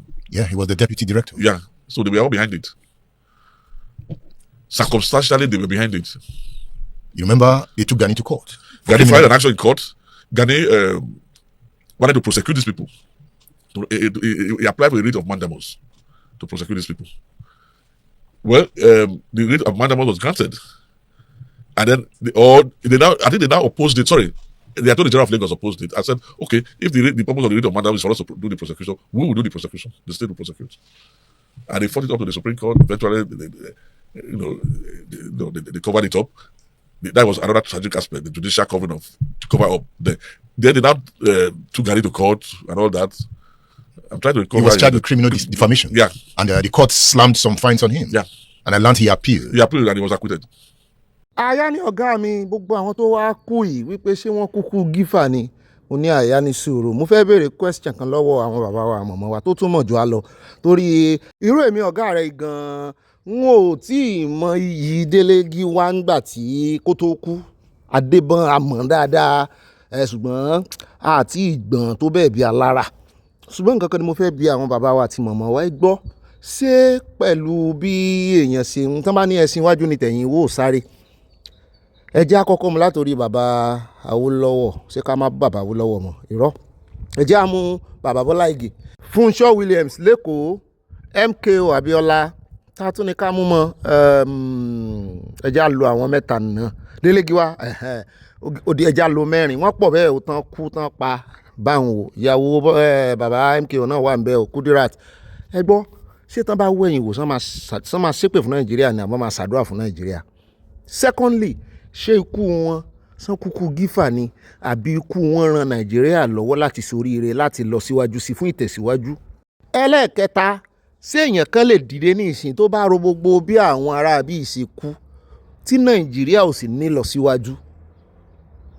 Èmi sì mọ̀ wípé wọ́n máa regret nínú ṣàòkú tán wà ní wípé kí náà jà fún Nàìjíríà fún. Ṣé èèyàn kan tó wá wà láàyè ní ìsìn sóun náà ó lè rí tẹ́rí sí pé òun fẹ́ nílùú ló ti mọ̀ pé wọ́n tún wá kú tán wọn rí justice fún ọ̀kan kan náà àwọn mẹ́rin tá a dárúkọ yìí o, wọ́n rí àbí márùn-ún ni wọ́n rí wọ́n ṣe ẹ̀dá ẹjọ́ Kudirat Abíọ́lá nù ni o, tíjọba Èkó tán fẹ̀sùn kàn wọ́n wípé àwọn náà yọjú ní ECOWAS court. Ṣé èèyàn lè kú fún Nàìjíríà lórí eléyìí tó ti mọ̀ pé bọ́ọ̀ bá kú okúkú gífà? Ẹlẹ́ẹ̀kejì, bọ́ọ̀ bá kú tán wọ́n ní wá justice fún ọ nítorí ẹ̀ṣẹ̀ rí àwọn ọmọ MKO Abíọ́lá àti Kudirat, wọ́n tí ì mọ n tó ṣubú lù wọ́n, wọ́n tí ì mọ n tó rọ́lù wọ́n tán láwọn ò ṣẹjọ́, wọ́n ń wò wọ́n ràn, wọ́n ń wo bọ́n ṣe pa bàbá wọn àti mọ̀mọ́ wọn ràn. Mo mọ̀ pé ìwọ̀nba làwọn náà ṣẹjọ́ o torí wọ́n lè mọ bẹ̀rù orí wọn, ṣùgbọ́n at least kò yẹ kankan fọwọ́ gbẹ̀fẹ́ mú bẹ́ẹ̀ yẹn pé àwọn ti dáríjìn àwọn tó ṣe kinní wọn. Èmi ò ní ẹ mọ̀ dáríjìn o, ṣùgbọ́n ìtàn ó kàn, àwọn ọmọ yín ó béèrè lọ́wọ́ yín, àwọn ọmọ yín ó béèrè lọ́wọ́ yín tẹ́yìn bá ṣe báyìí ṣe fún àwọn bàbá yín àti àwọn mọ̀mọ́ yín tó jẹ́ kẹ́ ẹ lórúkọ tẹ́ ń lò lónìí, tẹ́ẹ̀kan dé tẹ́ẹ̀kan gbígbà téèyàn kan fìyàn play politics, téèyàn kan fìyàn play politics tó wá ẹ wá rò pọ̀ ọmọ yín ò ní í ṣe ẹ̀sùn òkè. Ṣùgbọ́n ìbéèrè mi náà ni pé ṣé èèyàn lè rí gbogbo eléyìí kó ro gbogbo eléyìí kó tún lóun fẹ́ kú fún Nàìjíríà? Délégi wá ti kú ṣùgbọ́n ẹ̀mí rẹ̀ ń bẹ, Délégi wá ti kú ṣùgbọ́n ẹ̀mí rẹ̀ ń bẹ, Délégi wá ti kú ṣùgbọ́n ẹ̀mí rẹ̀ ń bẹ, ẹ̀mí rẹ̀ sì ń sáré lọ. Orin táwọn kan gbà náà nígbà táwọn primary school. Ó dẹ̀ jẹ́ wá bọ́dì sí ọ̀dọ̀ Ọláwépọ̀ Hashim bàbá yìí níbi tó ti ń sọ wípé fóògùn ẹ̀gbárí tí fair and free election bá wà pé olódòdó ò lè ní 20% ní Nàìjíríà o. Mo ní wọ́n ní bẹ́ẹ̀ ni nígbà tí mo ti rí wave of things ẹ kọ́kọ́ bá ń tẹ́tí òbí sí òun àti Kwakwanso, mo rí bọ̀dà sí Mákindé náà bẹ̀ ẹ kọ́kọ́ bá ń tẹ̀yẹ sí náà. A mammoth crowd of supporters thronged the residence of the Congressial leader in Kano, chanting solidarity songs as they welcomed the governor of Oyo State, Seyi Makinde, former Bayelsa State Governor Seriake Dickson, and former Anambra State Governor Peter Obi. Makinde and Dickson only greeted the crowd without speaking on the purpose of the visit.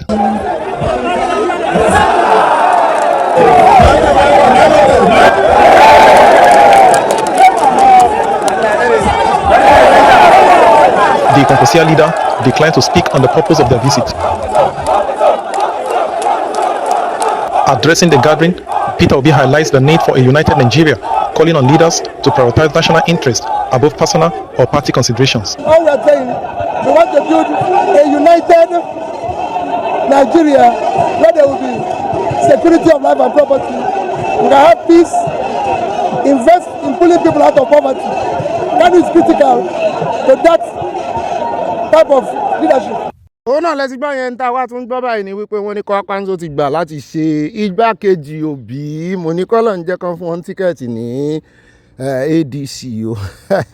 Bóyá tó bá sì wà le jù yóò yà kúkú sáré catapult sínú ẹgbẹ́ Kwakwanso pp kan tí adc tí wọ́n bá já jùlẹ̀ àti wípé wọ́n ní wọ́n ti ń push ẹ̀ àwọn adc náà ń push báyìí wípé south ní kí candidate tiwa kó mọ̀ wá láti ilẹ̀ haúsá àmọ́ wo bóyá yóò já mú òbí lọ́wọ́ ṣùgbọ́n electoral bill náà tún wà ń bẹ̀ as amended kó mọ̀ jẹ́ wípé yóò kó bá òbí kò ní lè ra ìkàtàpọ̀t. àsìmọ̀ bóyá náà fowó rẹ́ǹtì àwọn èrò ni o torí àwọn olóṣèlú yìí ò ṣe é gbàgbọ́. ó rẹ̀ já wá padà sọ́dọ̀ bàbá ẹ̀ níbi tó ti sọ wípé àní pẹ̀lú tí àwọn ń plan fún ẹgbẹ́ APC ṣe tí olódòdó bá ṣe free and fair election wọ́n ní kò lè ní 20% àwọn èèyàn ò ní dìbò olódòdó wọ́n ní ẹ gbàgbé gbogbo táwọn èèyàn dún kòkò tó ń sọ pé elédèdè tó ń ṣe city boy káàkiri tó ń ṣe empowerment wípé ojú ayé làwọn ti ń tẹ̀lé APC wọ́n fẹ́ gbà tọwọ́ wọn ni pé ọ̀dọ̀ àwọn gangan ọkàn àwọn aráàlú ọ̀dọ̀ opposition ló wà bẹ́ẹ̀ náà tún mẹ́nu bà ti gómìnà oníjó ẹ sì mọ̀ parí fọ́nrán kan náà Abala Lerefe àwọn aráàlú àwọn jurisdiction mi tán ṣe iná sólà fún wọn tán jó tán yọ̀ tán ní gómìnà oníjó làwọn ó dìbò tàwọn fún o àwọn òrìrú eléyìí o títì tán ṣe tán ti parí tán ti ṣe náà sí tán ti ń tàn mo ló dáa mo ní kọ́sà ṣe accountability iye tán fi ṣe òun ló dífá fún ọ̀rọ̀ tí bàbá yìí náà tún wá sọ débẹ̀ wípé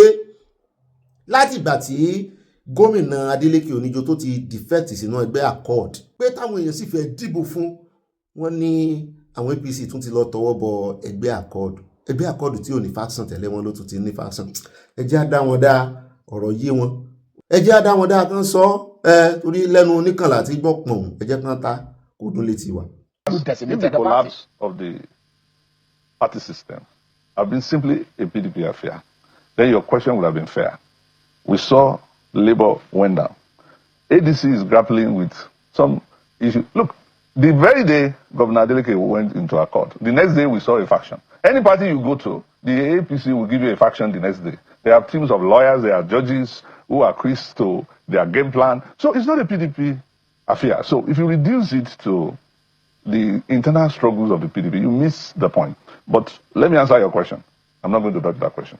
We have a responsibility as political leaders, despite all this, to ensure that we still bring the party together. And that's what I've been doing in the past 3 months. I've had meetings, I've gone around the country, I've spoken to senior statesmen who could call people to order, who could advise. Because when multi-party system collapses, the Nigerian state comes under isolation. Because I think a lot of people don't get this. Frankly speaking, if you have a totalitarian and an authoritarian, the manner in which you have described the APC, and let me help you, the Tinubu tendencies of politics, if you're not confident enough to say that, mention names, because the President Bola Tinubu has been blamed severally for what is happening in the PDP and his style of politics. Not just PDP, Labour Party, ADC, every party. So Adeleke went to a Accord party. The next day, they gave him another faction. Then he had to fight from court. Everybody is blaming Tinubu any for that. party you go to, you're a person of stature. The next day, APC will give you a faction. So now, the question I'm asking here is that, yes, when there is a totalitarian and authoritarian tendency within the ruling party, that a lot of people now think that it doesn't want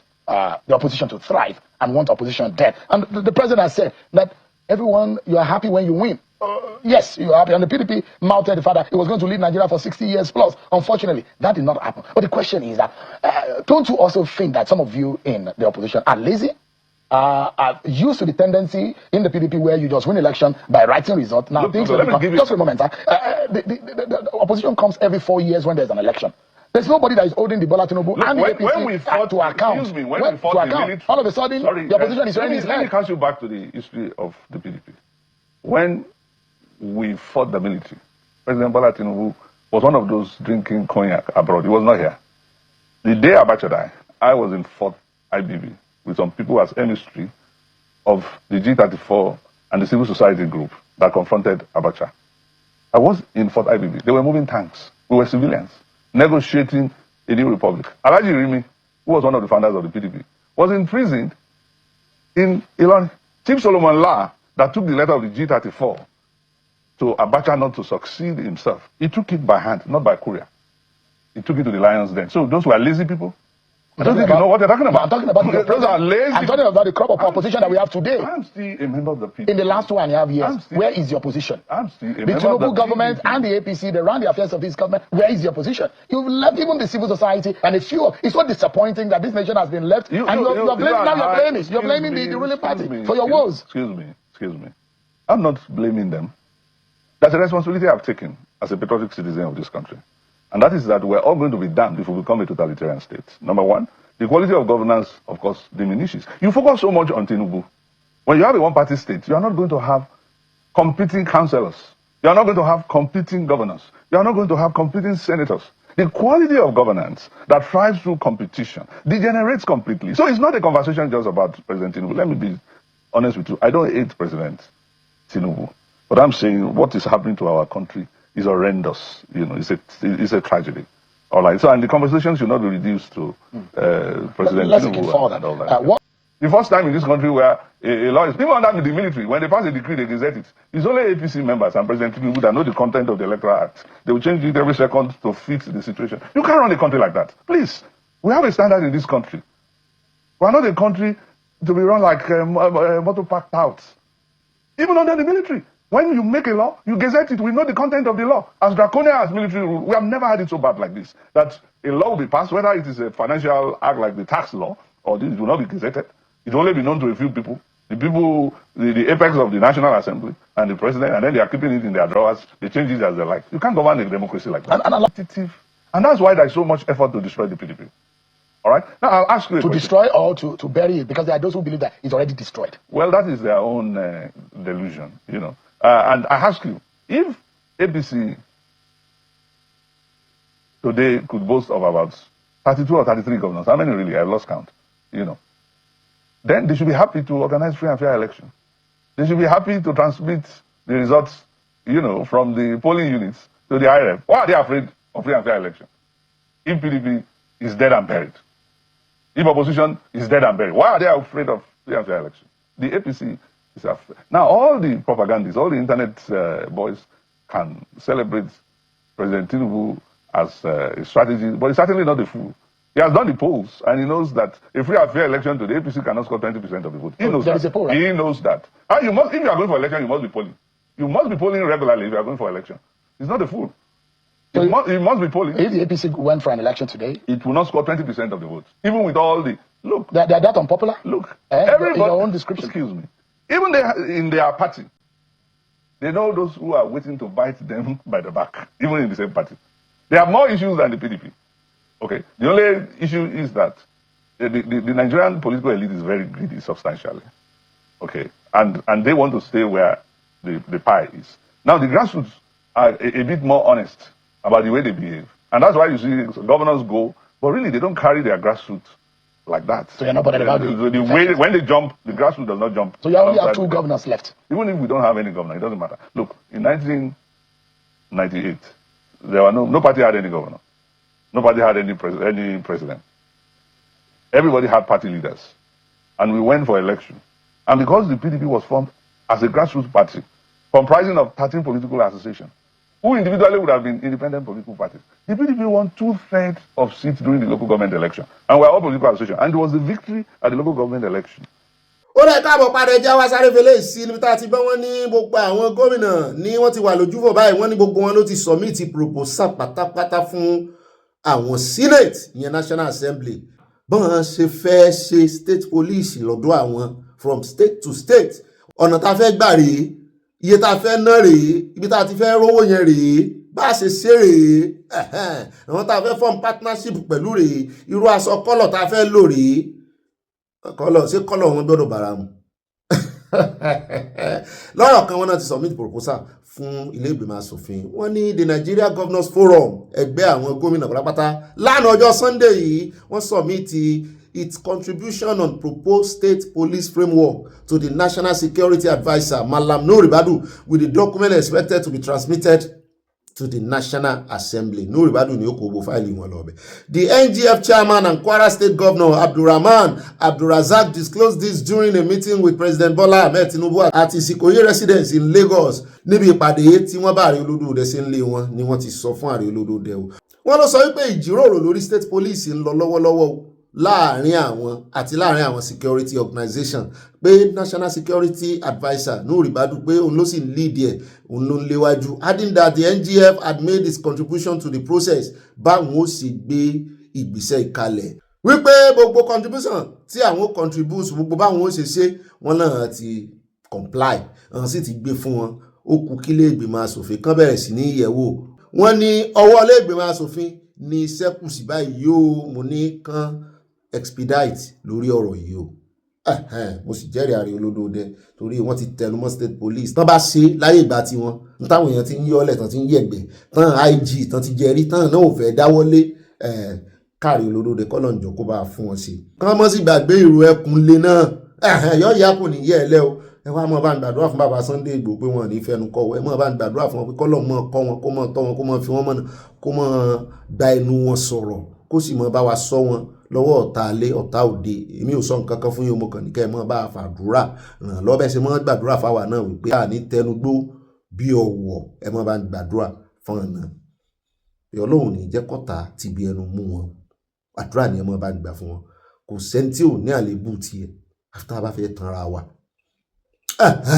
àfẹ́ràn wọn gan ẹ bá sì fẹ́ràn èèyàn náà ni wọ́n gbàdúrà fún èèyàn ẹ mọ̀ jẹ́ ń sọ jù bá náà lọ lójú àgbàdo ìyókù àmọ́ bára wa sọ lẹ́yìn ìtàgé nìyẹn orí àti gbọ́n mọ́ wọn lọ́wọ́ ẹ já wa lọ tààràtààrà ìròyìn tó kù náà rèé ó dá eégún láti kẹ́yìn ìgbàlẹ̀ náà rèé ìròyìn tí mo promise yín níbi tá a ti gbọ́ wípé 150 terrorists ni wọ́n drown sínú omi wọ́n rì sómi òkun gbé wọn lọ ni mo bá ń kọrin wípé òkun pupa níwájú ogun Fáráò lẹ́yìn inú mi dùn ayọ̀ mi kún mo ti jó mo ti gbàlù odidi 150 mélòó gan gbogbo wọn in fact kan pé 1000 kí 150 yọ sọnù bí ọmọ ọwọ́ láàrin wọn ẹjẹ́ adúpẹ́ àdúrà ń gbà o ibi tí mo ti fẹ́ mẹ́nu léròyìn ìlàyà ti ní ọ̀gá mi wọ́n ti ìjòjú o wọ́n ní fake news ni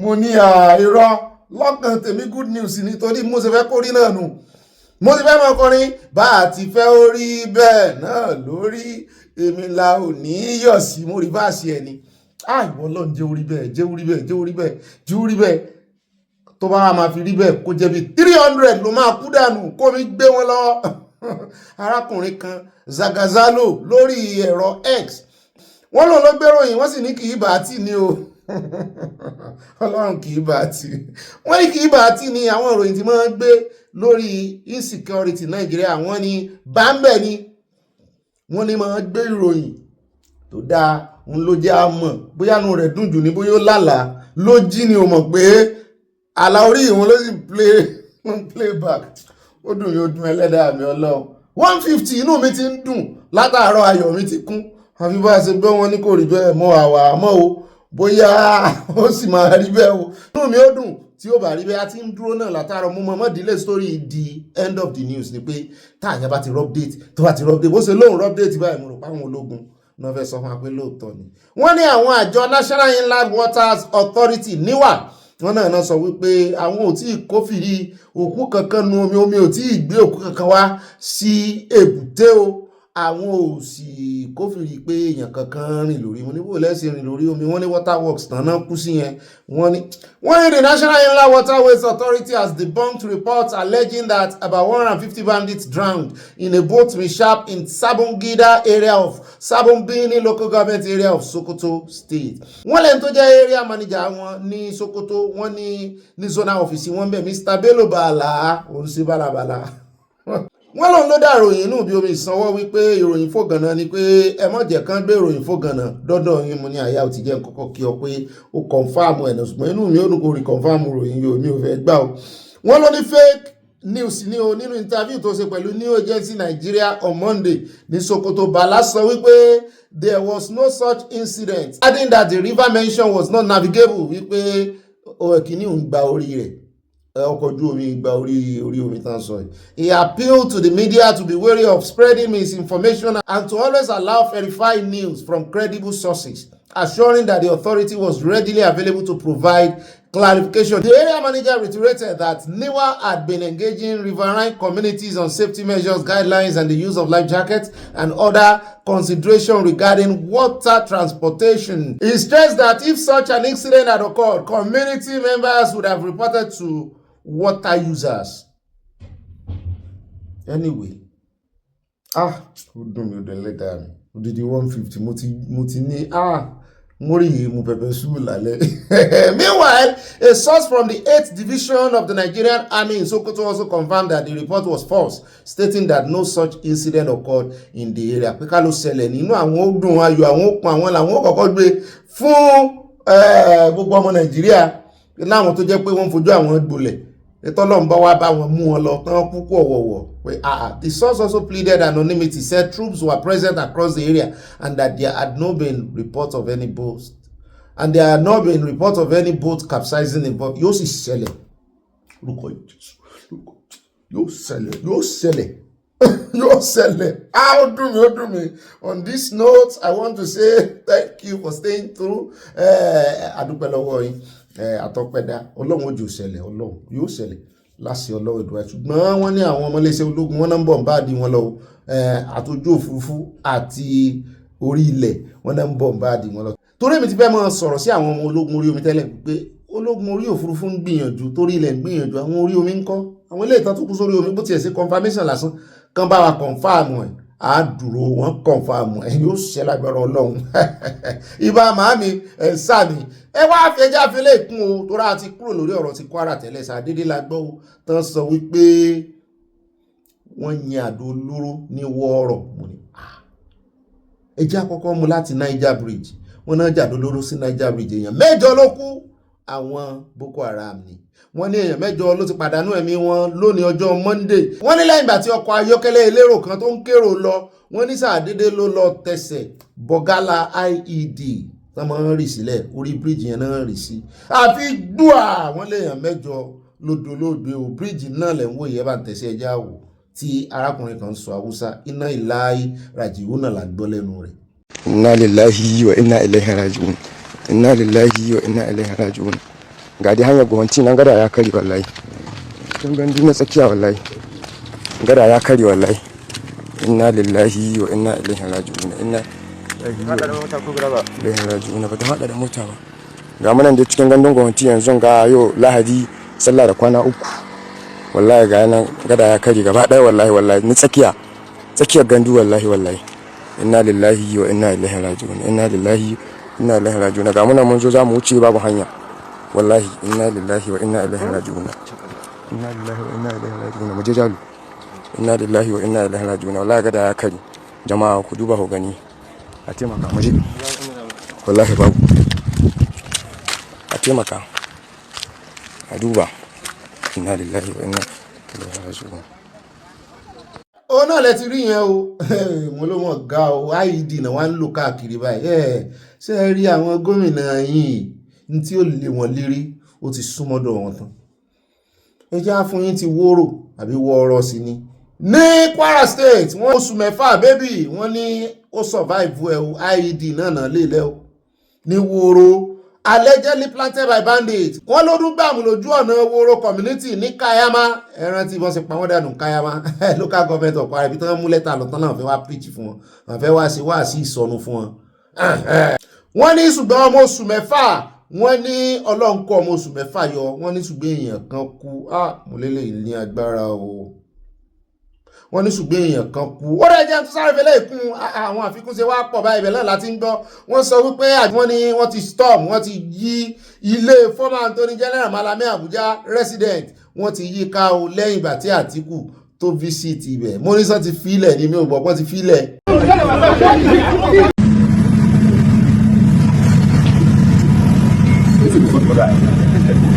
Show me why I don't get that.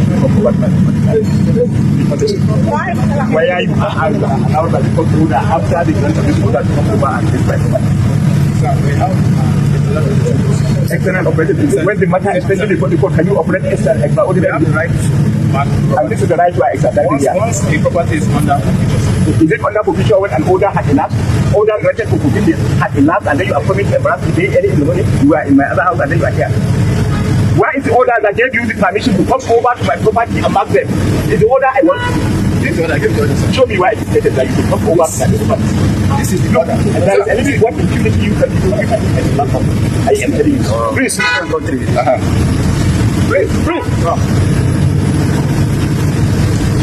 Where is the order?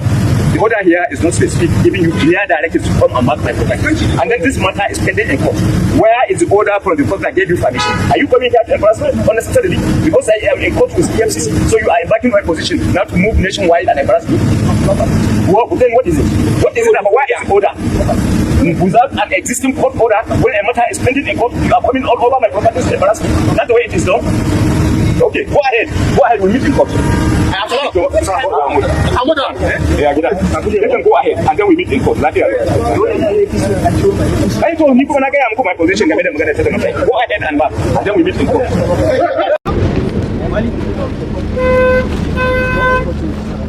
One of the incident reportedly occurred at the Maitama property shortly after a high-profile meeting between Malami and former Vice President Atiku Abubakar, who had visited the resident earlier in the day. Source familiar with the development said that Atiku had spent close to an hour at the residence before leaving the premise. Witnesses claimed that security operatives had already positioned themselves around the building during the visit, but only advanced to carry out the operation immediately after the former president departed. Although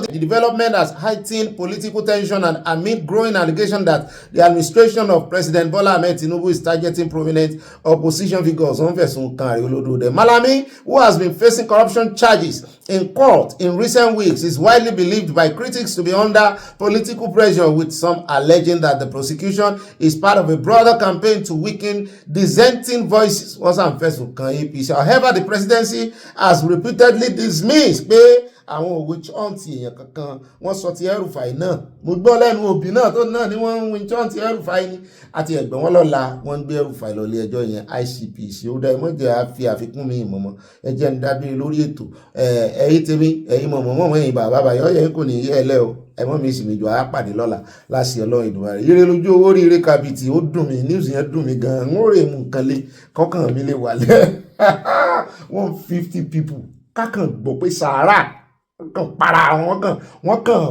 kàn yínra wọn lọ́rùn, omi kan gbìyàn lọ bó ṣe gbé àwọn ọmọ ogun Fáráò lọ. Àdúrà gba ìjà kún fàdúrà, yóò ṣẹlẹ̀. Ó dá àyá gbé wa débẹ̀ náà abala ń bára àyà àròjọ musolókun. Goodbye and I love you. City airport is still closed as of this hour, adding to the widespread travel disruptions caused by the partial government shutdown.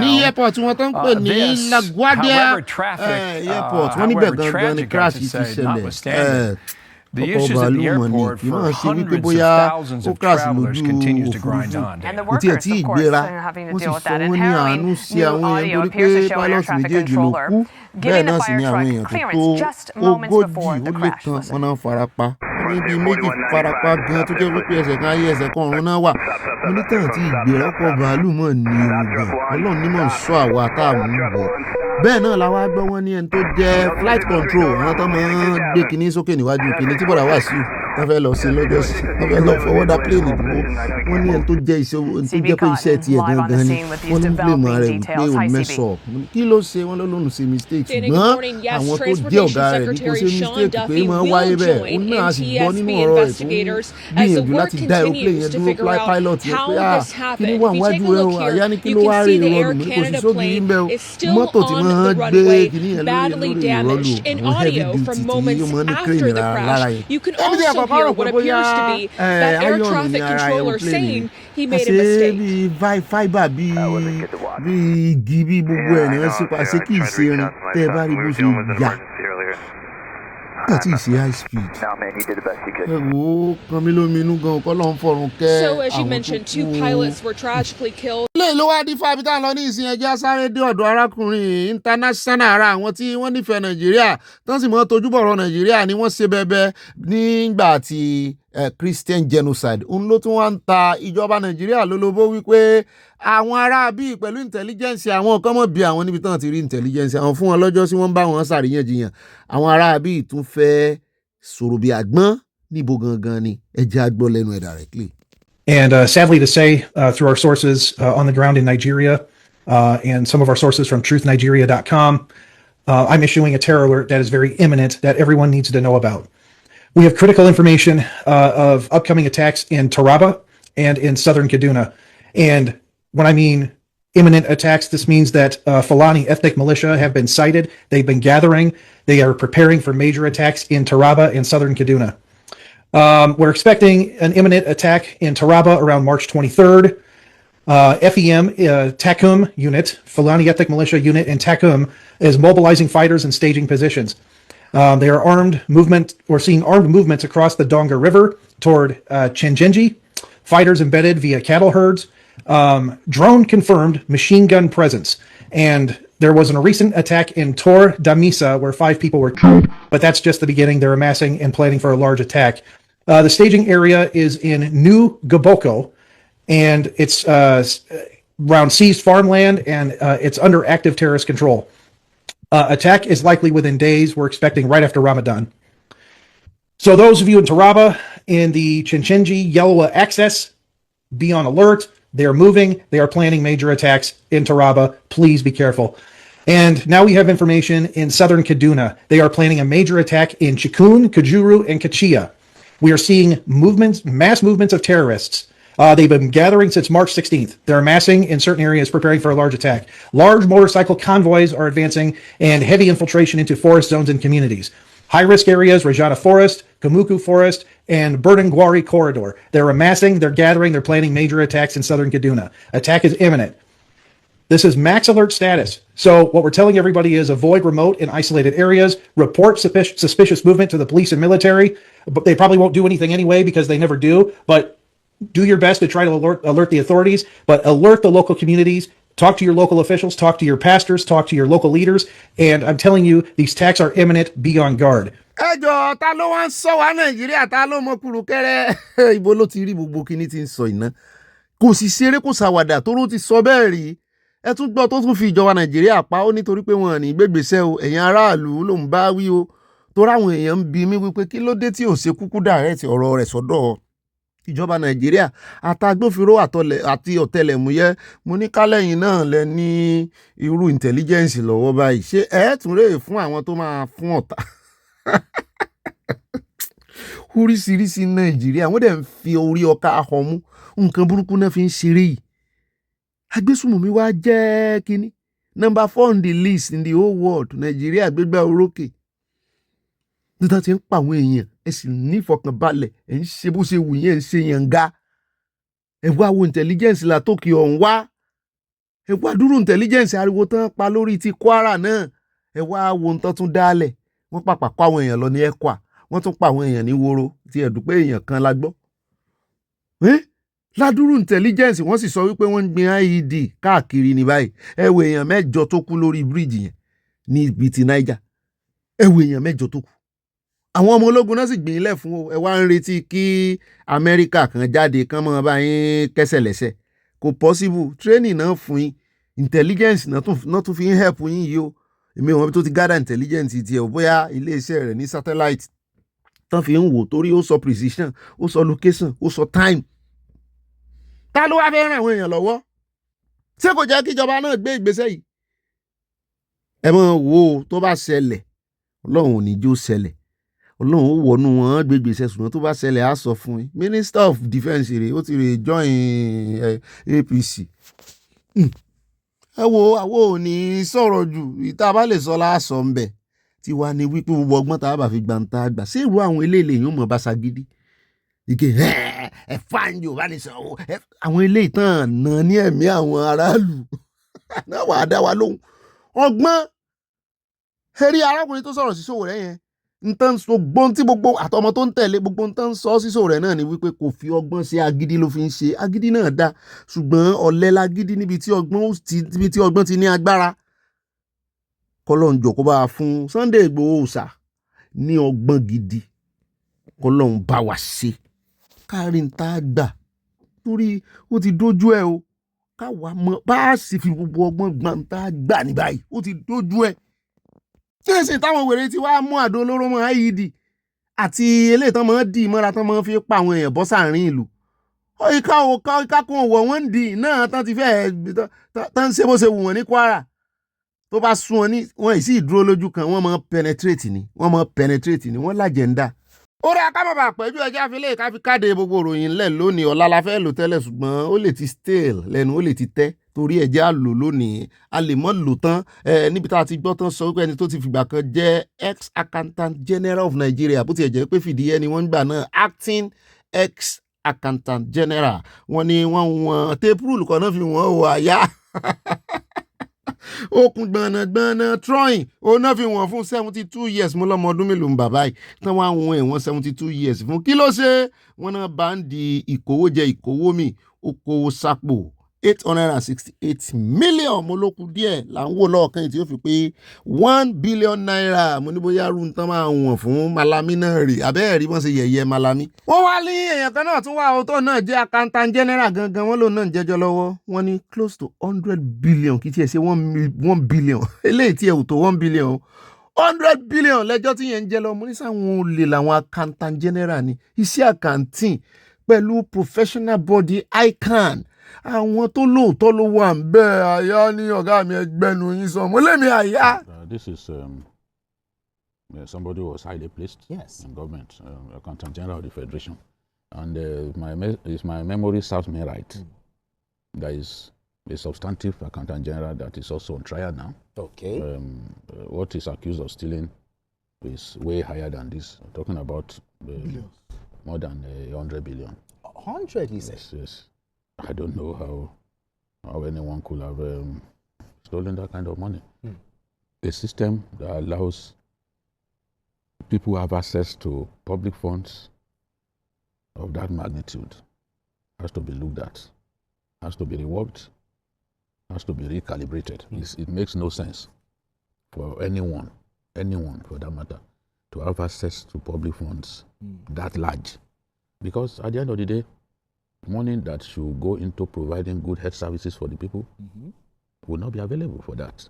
Money that should go into ensuring that our people do not die from diseases that are preventable will not be available for such use. Money that should be available for our people to have potable water that will not give them waterborne diseases will not be available. So when people steal from us in this manner, they are causing the deaths of so many people. They are making life difficult for so many people. This kind of money can sink so many boreholes. And underserved communities can provide even alternative energy for people in underserved parts of our countries, the rural areas, where we can actually use electricity to galvanize production. People who need to produce gari, for example, how do you help them? By providing electricity that ensures that they can actually ramp up production. ojú olè ó náà lẹ́ ń wò yìí o ẹ̀wọ̀n 72 years adájọ́ yẹn bínú tán ni wípé àìwọ́ nìkan àyà ní ọ̀gá mi kó má tiẹ̀ jẹ́ pé 210 trillion naira owó NNPC pé kó má jẹ́ wípé ọwọ́ àwọn tó bọ́ sí nǹkan ìjèjìrì bóyá ṣé àti ẹnìyẹn mo ní mi ìlélẹ̀ owó mọ̀ pọ̀ Nàìjíríà owó pọ̀ Nàìjíríà yẹ́yẹ́ ó pọ̀ yẹ́yẹ́ ni wọ́n kàn ń bùjẹ bùdànù bó ṣe wù wọ́n ní imagine wọ́n dẹ̀ máa tún bọ̀ tán wípé àwọn tí yà ń jẹ on the street àwọn tí bí ń pa àwọn ọmọ tán lọ school torí owó táwọn ń kó jẹ ní ọ̀pọ̀lọpọ̀ ló ti kú wọ́n á gbéyàn dé hospital wọ́n á ní kò sí bẹ́ẹ̀dì ráwọn ọmọ tuntun tán sẹ́yìn bí mo rọ hospital kan wọn ò fẹ́ show wọn nítorí èmi máa ń ní respect fáwọn ọmọ kéékèèké wọ́n wá tàn àwọn ọmọ yẹn sórí àga oníke ibẹ̀ ní bẹ́ẹ̀dì mo ní ẹ máa wọṣẹ́ náà ẹ wo ibi tán bí àwọn ọmọ sí ẹ wá wo tán ibi tán bí àwọn ọmọ kéékèèké sí bí mo rí fọ́nrán kan náà níbi táwọn ọmọ kan ti tò wọn mọ̀ wẹ́yà Nàìjíríà ló ti ṣẹlẹ̀ wọn ọmọ kéékèèké ní òjò tẹ bá rọmọ yẹn bó ṣe ń gbọ̀n respect náà ni ò ní jẹ́ ń lò torí èmi ń lo àwọn irú nǹkan bẹ́ẹ̀ yẹn tó abuse ọmọ kékeré ó dùn mí tí mi ò lè lò out of respect mo rí fọ́nrán yẹn wọ́n ń pín kiri wọ́n á ti pín kiri dọ́dọ̀ tí náà ara àwọn ọmọ tó ń fìyà jẹ nípasẹ̀ owó tán kó jẹrè àìmọye tó ti kú wọ́n gbéyàn dé hospital kò sí abẹ́rẹ́ ọmọ tí ejò sán jẹ lọ́jọ́ sí l'Àbújá ọmọ ológo yẹn tó ń kọrin kò sí abẹ́rẹ́ kí náà máa ń pè anti snake bite ọmọ yẹn dẹ̀ kú ẹ wá ń wá tamọ́ ẹ̀ ń wá wàwí látara àwọn tó ń kówó jẹ náà ni ojú olè wò ẹ̀rí ẹlẹ́ẹ̀kẹ́gbẹ́ntẹ́ wọ́n á fojú ẹ̀ hàn ìmọ̀ lẹ́wọ̀n tó ń lọ 72 years kò lè bọ́ ń bẹ̀ wọ́n gbére ni forever and never kán yà fibi tán kó bá máàyè síbi tán máa sín sí lẹ́wọ̀n wọ́n ì síyàn sẹ́wọ̀n àní débẹ̀ ó láàánú ìríjú ẹ̀ lọ́nù ìròyìn tòní ẹjẹ́ àfipàdé sọ́la lágbára Ọlọ́run God bless you ẹ bá pín bó bá dénú yín o àwàrà ààyè o mi mo dúpẹ́ náà.